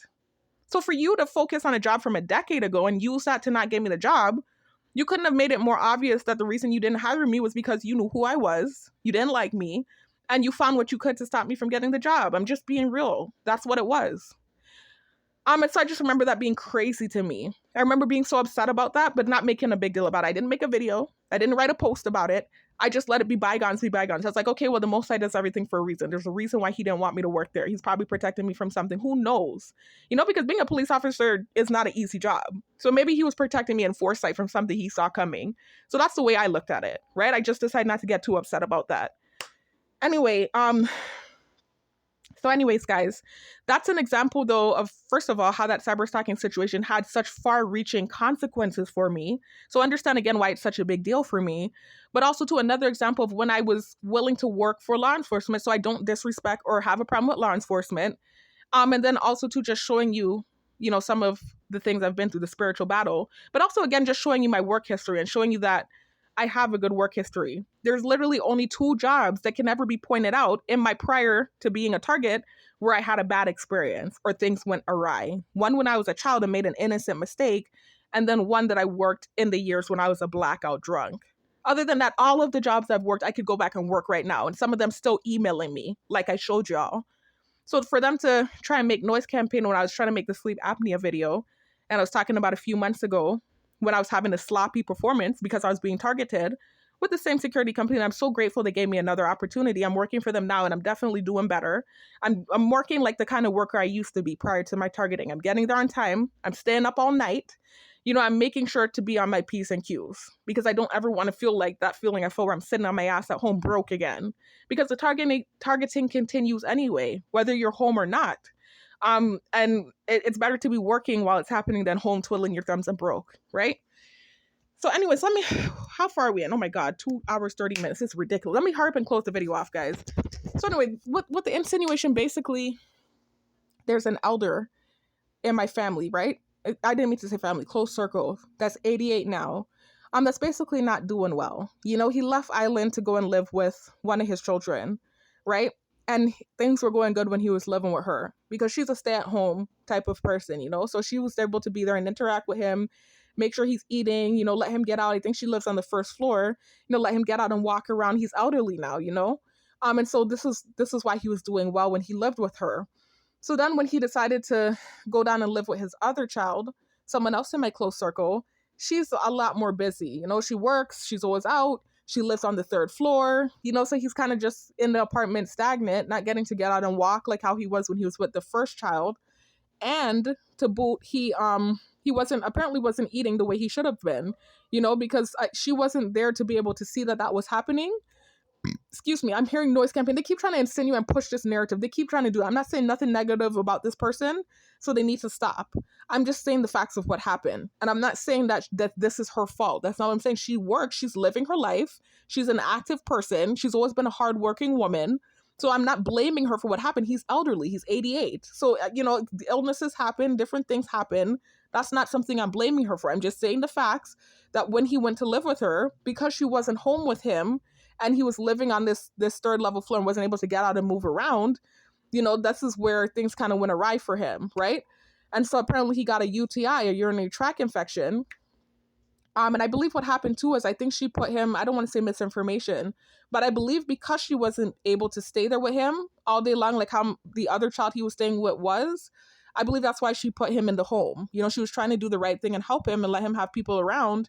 And I just think the home she chose for him, not because of her fault, just how it is. Sometimes these nursing homes, they can have a high rating and everything, and stuff be happening behind closed doors. That's just how I've heard so many horror stories about nursing homes, even high rated nursing homes. So I think she was trying to do the right thing by putting him there because she realized she couldn't be with him. But I think it just, unfortunately, this just, whatever happened, So in this nursing home, it seems like they were not taking good care of him. And he got a UTI, urinary tract infection. And so that's kind of what led to what's going on now. They didn't know what was wrong with him. They just knew he wasn't doing well and he was in the hospital, just, just not well. He's 88, he's very old, and they didn't know what was going on. They couldn't figure out, they're doing tests and stuff, trying to figure out what was going on with him. And so it turns out it was something as minuscule as a urinary tract infection. So he had that going on, in addition to the fact that apparently for years, it seems like he's been having mini strokes. Even when he was here on island before he relocated up there to the States, for years, I'm talking years, even when my grandma, the grandma I've told you guys about in prior videos that's from Trinidad, even when she was alive, this thing was happening to him. So it's been happening for years, where this random thing will happen. It's kind of like off and on, where he just will randomly get really like sick and feeble and have to go to the hospital and like kind of disoriented. And they would always say that it was just extreme dehydration. He doesn't have diabetes. It's not that. And so down here they were, they ran some tests and they were saying that he was just like extremely dehydrated. And so that's what we thought it was. And, he would bounce back so quickly. He's such a strong man. He just bounced back. This is why I say, I have good genes. I have good genetics, really strong people that I come from. So he just bounced back real quick. Man having strokes, literally many strokes and bouncing back. This is why we didn't even know that's what was happening. He was bouncing back and not even on medication or anything. So anyways, when he went up there, he's older now. I think he went up there at age 86 or 87 about a year or two ago. you know, like I said, he stayed with the first child who was able to be there with him. And, you know, he was able to get out the house and move around, and that was fine. But then when he went to the second child and, you know, on the third floor and her not necessarily being there because she does work, she's a hardworking woman. And then also the nursing home incident, whatever, that's what led to what's going on now, things going awry with his health. And so he ended up in the hospital. And when they ran tests, you know, thank God they found out it was something as simple as a urinary tract infection and malnutrition because he hadn't been eating. So basically, it's just now the recovery process, you know, and from him laying there in the bed and obviously some neglect, it seems like happening in the nursing home. He has a big, I'm not trying to say too much and put too much info out there, but I'm just trying to tell y'all the level of malicious, right, that this program is, because I'm going to get to what I'm getting to in a minute. He has a huge sore on his behind from basically laying all day long in bed because of what was happening. And it seems like the nursing home wasn't changing him regularly. That's what it seems like. And so it's created this huge sore on his behind. So now a lot of the different family members went up there. You know, some of my siblings are up there. Some of his other children are up there. I'm trying not to mention relationships, guys. I didn't mean to say siblings. So people in my close circle rallying around him and going up and advocating for him and making sure he's okay. And so now he's getting the proper care that he needs, you know, now that they're all able to rally around him. And so that's basically what it is. It's just a recovery process at this point. There's nothing major wrong with him aside from an infection that he had to fight as an elderly man. In addition to the fact that apparently for years he's been fighting many strokes and we did not know it. And we're only now seeing the effect of it because he has other things going on and he's really old now. He's 88, you know? So that's what's going on with that. So basically, they tried to insinuate this thing with the swallowing, right? First, before they even did that, because I'm trying to fast forward, I'm hopping ahead of myself. I so badly want to just finish off the video because it's so long that I'm hopping ahead of myself. So when we initially heard that something was going on with him, the first night that the person in my close circle, that's his child, was on the porch speaking to him. And mind you, remember I told y'all my room is right next to the porch in this new house, this new neighborhood we moved to. As soon as he goes on the porch and starts calling him, they're doing the hum in my ear. They're turning up the Havana syndrome loud in my ear. So I'm like, oh my God, are they really going to try and now paint this, my elderly fat person in my close circle, that's not even living by me? They've been watching me like a hawk for 3 years now. Are they really going to try and paint a narrative about this too? It's like, this is disgusting at this point. How low could you go? You're taking this thing too far. Right? So they're putting the hum up in my ear so loud. I said, how could y'all be so wicked and heartless? Is what I said. Something like that. I don't remember exactly what I said. I said, you see this thing going on, you humming in my ear so loud? How could you? And so then they turned it down. You know, like they realized they were being ridiculous. Right? So then that, after that happened, you know, I didn't want it to turn into something because I noticed when they come with these false accusations, you know, and they try to create these false narratives, the moment I give it attention and I talk about it, the more it turns into something. I can't really explain it. It's weird what happens. But if I don't talk about it, then they'll keep insinuating it and it becomes this stimuli that makes me anxious. So to knock it down before it can do that, I like to talk about things and cut it down before it can ever grow. This is what I like to do because that's literally what these things are. I keep comparing this damn program and these nasty false narratives to like tumors. It's like a cancerous, toxic program. And all these nasty things that I have to keep fighting constantly, it's like tumors that keep coming up. So I keep trying to bust these things down before they grow. Anyway, so with the situation that happened, I said, I'm not going to make a video about it, you know, because with another person in my close circle that's related to someone on the other side of, it's hard to word this without, you know, because I can't say relationships. Remember, I told y'all that. I'm going to say family. I'm going to be real with y'all. Family. Someone on the other side of my family that was having issues as well, that also lived far away from me. They're trying to push his problems on me too. Not to sound like that, because I actually love this family member also. You know, I recall he helped my sister and I out when we were in college. But you have to understand the level of irritation. I'm going through so much as it is already. Y'all think I'm that powerful that I'm doing this to that person and that person and that person, but I can't help myself? Make it make sense. Stop the bullshit. Right? So anyways, this other family member a few months ago, they're trying to paint his problems on me too. And I had to make that false allegation video and they stopped doing the bullshit they were doing. But this is what they keep doing now, trying to paint every time there's an issue with anyone in my close circle. It's almost like I want to run to the bush so that when shit hits the fan with them, they're not blaming me. And that sounds so terrible and cold-hearted. But that's how they're making me feel, because things that I would normally care about, I have to worry about protecting myself from them throwing it on me rather than being able to listen to what's happening and actually caring. And it's turning me into like this icy person where I just want to disconnect and just, you know, get away. This is what it's making me feel like. So anyways, so that family member from a few months ago, I refuted that in the video that I created and they stopped their nonsense with that. Now they're kind of trying to, again, insinuate stuff with the noise campaigns. So then a week later, after the hum stunt in my ear, a week later, I'm in the vehicle and someone in my close circle is giving me an update on him. And I wasn't as interactive with the situation as I typically would be because of what's happening, right? Which is understandable. But I do still listen to updates and I do still care. So I remember listening in the car and I was being told basically what was going on, just given an update about what's going on with him. And I remember this person in my close circle saying they found out it was just a UTI. You know, we're relieved it's a UTI. And I remember feeling relief, like just taking a deep breath, like thank the Most High. Not only because I care about this person, but also because I'm like, okay, weight off my shoulder, not something else they're going to try and push on me, right? So while we're driving, we're having the conversation. At this point, I've learned how to control my body movements. So I'm nowhere near as anxious as I was before when they threw these false accusations at me. Making these videos has literally been therapeutic for me. So I do have moments where I get an awkward look in my face, or I do have moments where I act anxious, but nowhere near as what was happening to me before. Nowhere near. And it's like it upsets them too because I'm not reacting the way I used to. They start to do extra stuff to get the reaction. It's so weird. So anyways, while I was in the car and I was getting this update about a week later, I sat there with no reaction and I was just listening and I was having the conversation. And I was so glad when she was admitting, the person in my close circle, that first of all, the stroke thing has been happening for years to him. That's nothing new. But then also talking about when this thing started. And really what it was that he left that first family member, went to the second one, and because of circumstances where she lives, you know, her lifestyle, the fact that she's a busy lady, not her fault, you know, this is where things went bad, right? And this is when he started to not be well as soon as he moved down there, right? So I was so glad when this conversation was happening in the car, because all while we're having the conversation, they're doing the rev campaign in the road trying to insinuate bullshit, right? So I was so glad when the conversation, thank the Most High, was directed the way that it was. So anyways, now recently again, this is about 2 weeks later again now, you know, because this has been an ongoing thing for about the last month now, month or two. Not this morning, yesterday morning when I got off work, remember I told you I'm having a bout of sleep apnea again. And this is why I went earlier in the video into detail about my experience with sleep apnea and the fact that I have bouts of it, not only throughout the years, but this last year in particular, they've seen it because they do noise campaign when it's happening. When I was doing security in February and January, a few months ago, it was happening when I was having the sloppy performance and I was falling asleep on the desk. I would literally wake up holding my throat like this and trying to breathe, and they're doing noise campaign outside and revving by. So they know full well it's been happening. And they're still going to try and paint this false lie-ass narrative just to malign me.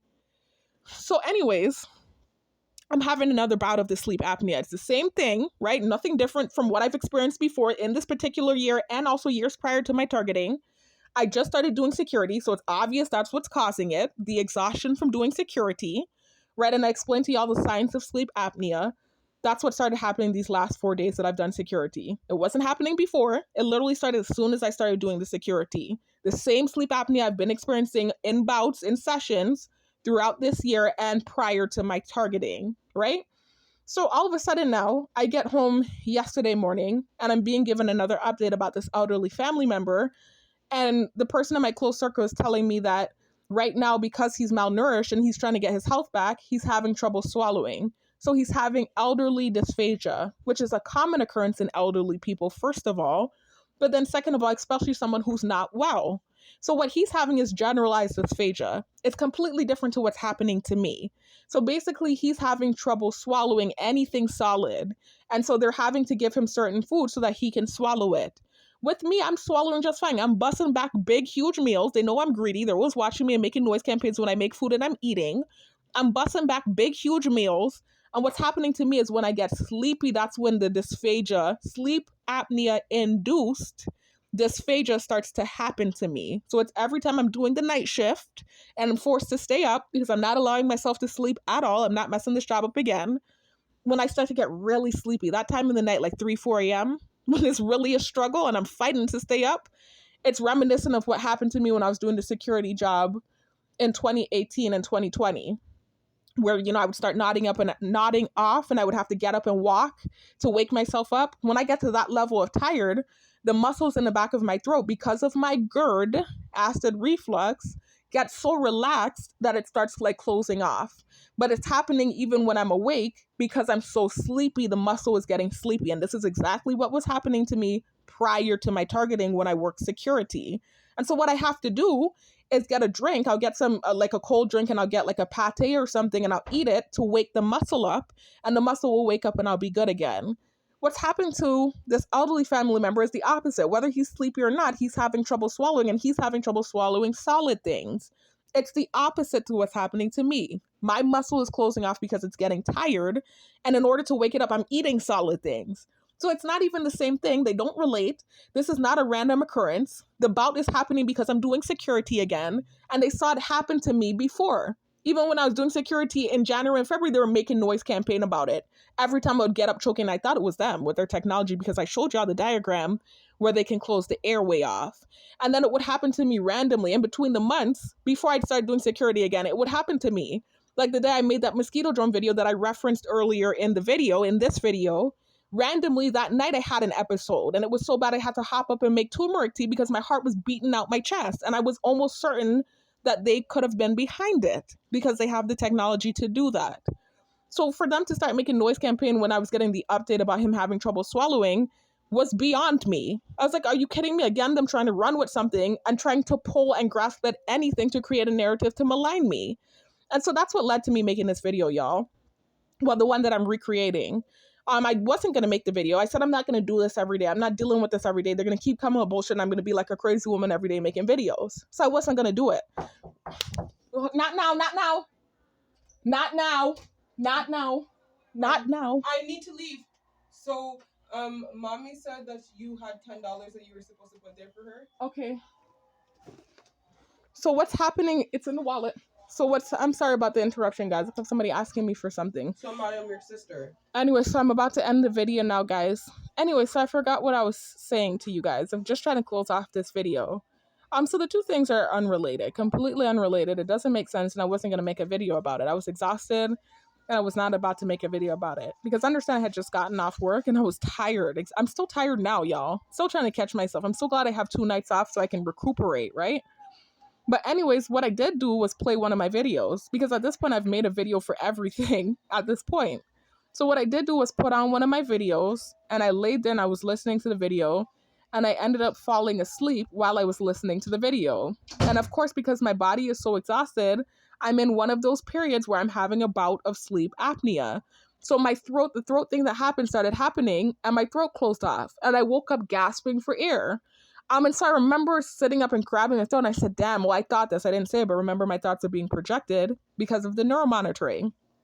So I remember sitting up and thinking, damn, my throat closed off. My throat keeps closing off. I just thought that in my head, and I heard a loud bam in the truck next door, right? I won't say the truck next door. The sound sounded like it was coming from next door, right? And so I remember I was so exhausted. First of all, I'm PMSing, y'all. My period is well on its way. It's either coming next week or the week after that. So I'm PMSing. My period's coming. I start to PMS about a week or 2 in advance, just so you know.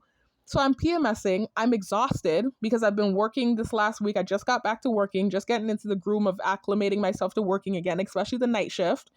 And then dealing with this bout of sleep apnea. So understand I'm snappy, right?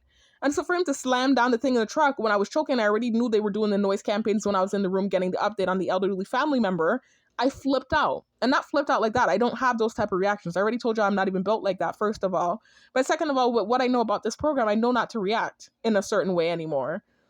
But I did, kind of say something disrespectful, even though I'm in my room, and he shouldn't really be able to hear what I'm saying, or anybody for that matter. Because of the mosquito drones and because my room is bugged, anything that I say, it is being heard, obviously, right? So I think I said FUB or something to that effect, because I was really angry. I just snapped and I said that. And so after having that reaction, I kind of felt like I gave them a 1-up. I was like, damn, they got the reaction. I was so pissed that I decided to make the video and not only bust down the narrative that I felt growing with this elderly family member that didn't make any sense, but then also I just started talking about some of the other stuff, started talking about my work history. That was impromptu. That wasn't a part of my plan to talk about that, but I ended up talking about it. And so I decided to include it in this video as well. And that was just why I started creating the video, y'all. So I'm gonna close the video off. It's long. I do want to end on the note of you guys staying almost 3 hours long. Like I didn't do much better than the last video, but at least it's less than 4 hours long because the last video was 3 hours and 41 minutes. And this one is 2 hours and 51 minutes. So it's not as bad, y'all. And at least I felt like this one was a little bit more put together. But let me end on this note. So again, y'all can see the tactic of this program because it's very effective and efficient, the tactics that they use.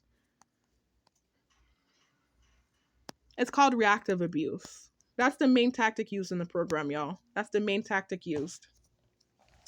Good morning. Top of the morning to y'all. Welcome back to my channel. My name is Sharifa. My music name is New Lily. If you're new to my channel, please scroll down and check out my How I Became a Targeted Individual summary and or full story, as well as my update video. Because in the update video, I basically just tell y'all about how my prior videos got deleted. I used to have way more videos posted, and most of them I was on camera. Now my newer videos, I'm for the most part off camera because I do not have access to that computer I used to use. And the only videos that I have on camera at the moment is my How I Became a Targeted Individual full story. So that's what's going on right now, guys. Please. I didn't mean to say videos. The only video I have on camera at the moment is my How I Became a Targeted Individual full story, which I mentioned at the beginning of this video. Check that out if you're new to my channel. If you're not new, welcome back. I just wanted to share with you guys this video that showed up on my recommended. Remember I told y'all that they target me through the TV and the ads and stuff. And so they sent this and I'm just like, are they poking fun at me? Because this is literally the gang stalking program right now. Whether they are or not, I'm so glad they put that video there. I'm about to share it with y'all. This is literally, remember I keep saying don't react, because literally that's how the program is designed. It's called Poking the Bear. I actually had a video, one of my videos that got deleted, of this military agent, I've said this in several videos, that basically was talking about how the program works and that it's designed to incite a reaction, a negative or adverse reaction out of the target. So now I have an actual term for what that's called. It's called reactive abuse. And so let me go ahead and share it with you guys.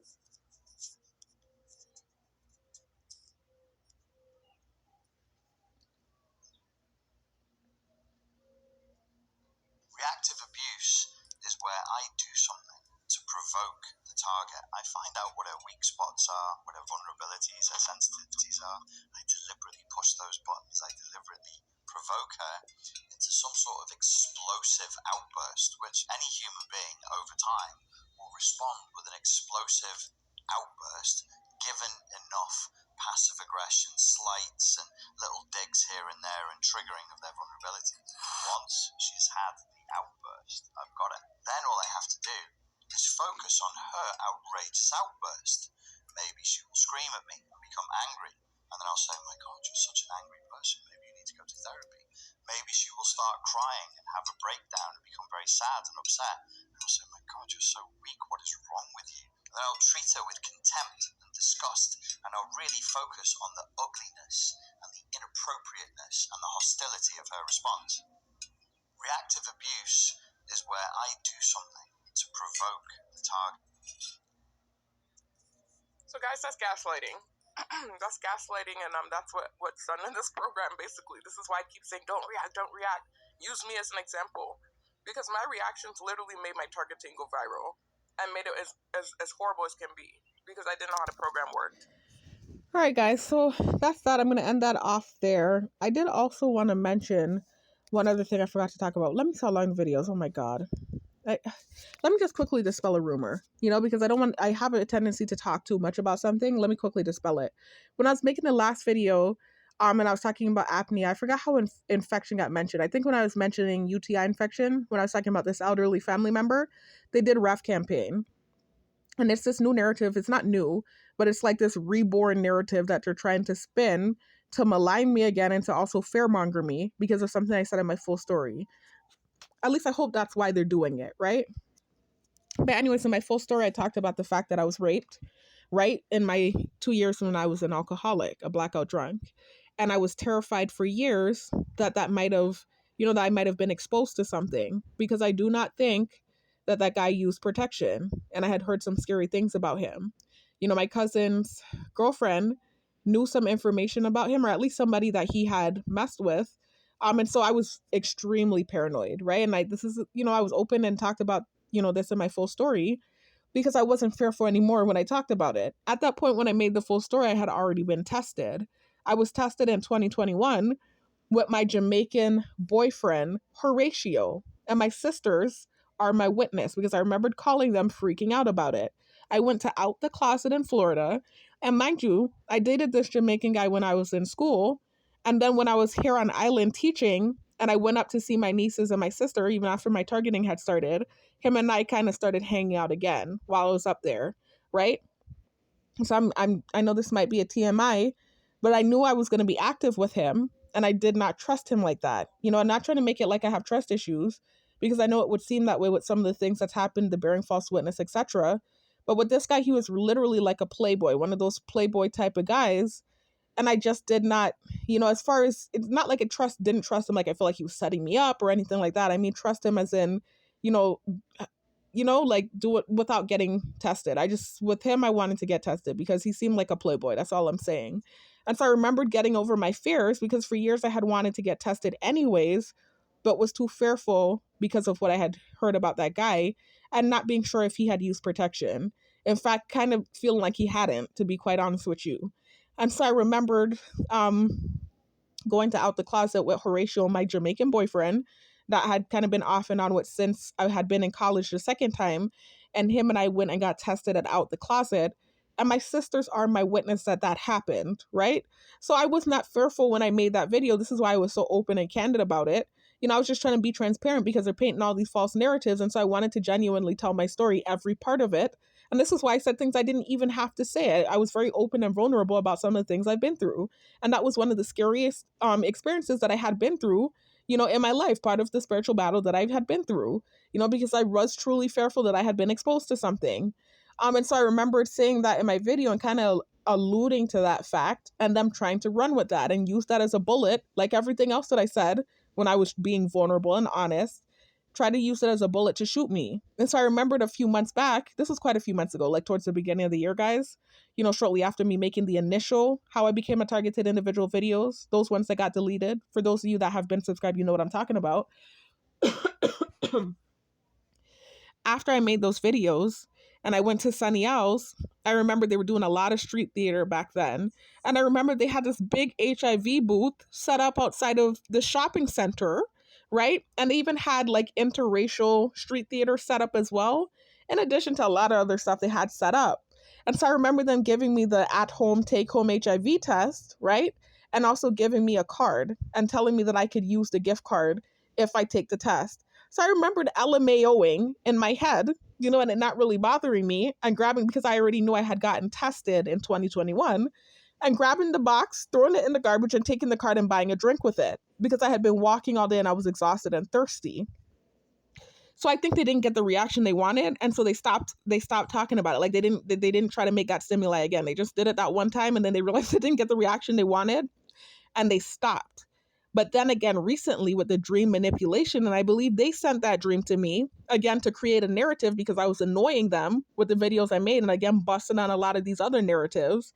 In the same week where I had all those other weird dreams that I showed you all in my dream manipulation video, I talked about in my dream manipulation video, I had a weird dream that I strongly believe they sent to me because I wasn't even thinking about that situation. They're in my brain. They know I wasn't. I had this random dream, vivid dream, where basically, so another one of those dreams where it's like I was watching what was happening in the dream. And I saw these two people having intercourse. It wasn't me, but I guess it was supposed to represent me. I saw these two people having intercourse in the corner. And then all of a sudden the dream morphs and I'm having this conversation in my head. Like, did he use a condom? I don't know if he used a condom. Would I know if he used? I'm sorry. I know it's weird, y'all. And I know it's a TMI. I'm just telling y'all how vivid and creepy the dream was. And I believe they sent it to me.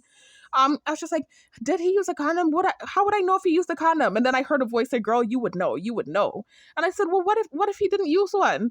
And then I said, well, at least my cells aren't getting sick. At least my cells aren't swelling up. First of all, I wouldn't even talk like that. That sounds so freaking uneducated, right? And let me not get condescending, right? Because it's just annoying to me that they're pushing that narrative. But now the bitch wants to come and then I get punished for it. So let me stop. But first of all, I wouldn't have said that. I wouldn't have said, at least my cells aren't swelling. If anything, I would have said, at least my lymph nodes aren't swelling. I wouldn't have said my cells. Who would say that? Right? So this is how I know this was a dream that was sent to me. I'm like, they're just trying to be spiteful and send that dream. So I remembered after that dream happened, waking up and ref campaign was happening and stuff. And I made a note of it. Let me show y'all. I texted to myself because I don't take light with these things, because at this point, they do have all access to me. I've been injected with the RFID chip and nanobots. I know that much. They're listening to my thoughts. I've already told you all the things that's happened. I know for a fact they're listening to my thoughts. So they really, really, if they wanted to, yeah, forbid, I'm not saying they did, and I'm not trying to, I'm just saying if they wanted to, they could do anything. Really, they're injecting me with all kinds of stuff. I'm praying they wouldn't do that. And I don't think they would be that malicious. I think they're just trying to fearmonger me because of what I said in my story, but I truly don't know. And so it really does freak me out. It really does freak me out. I'm already a hypochondriac. And so for me to get sent that dream, I'm just like would they do that? So anyways, let me show y'all the dream that they sent me. Show you the note that I made when the dream happened. I think I might have deleted it.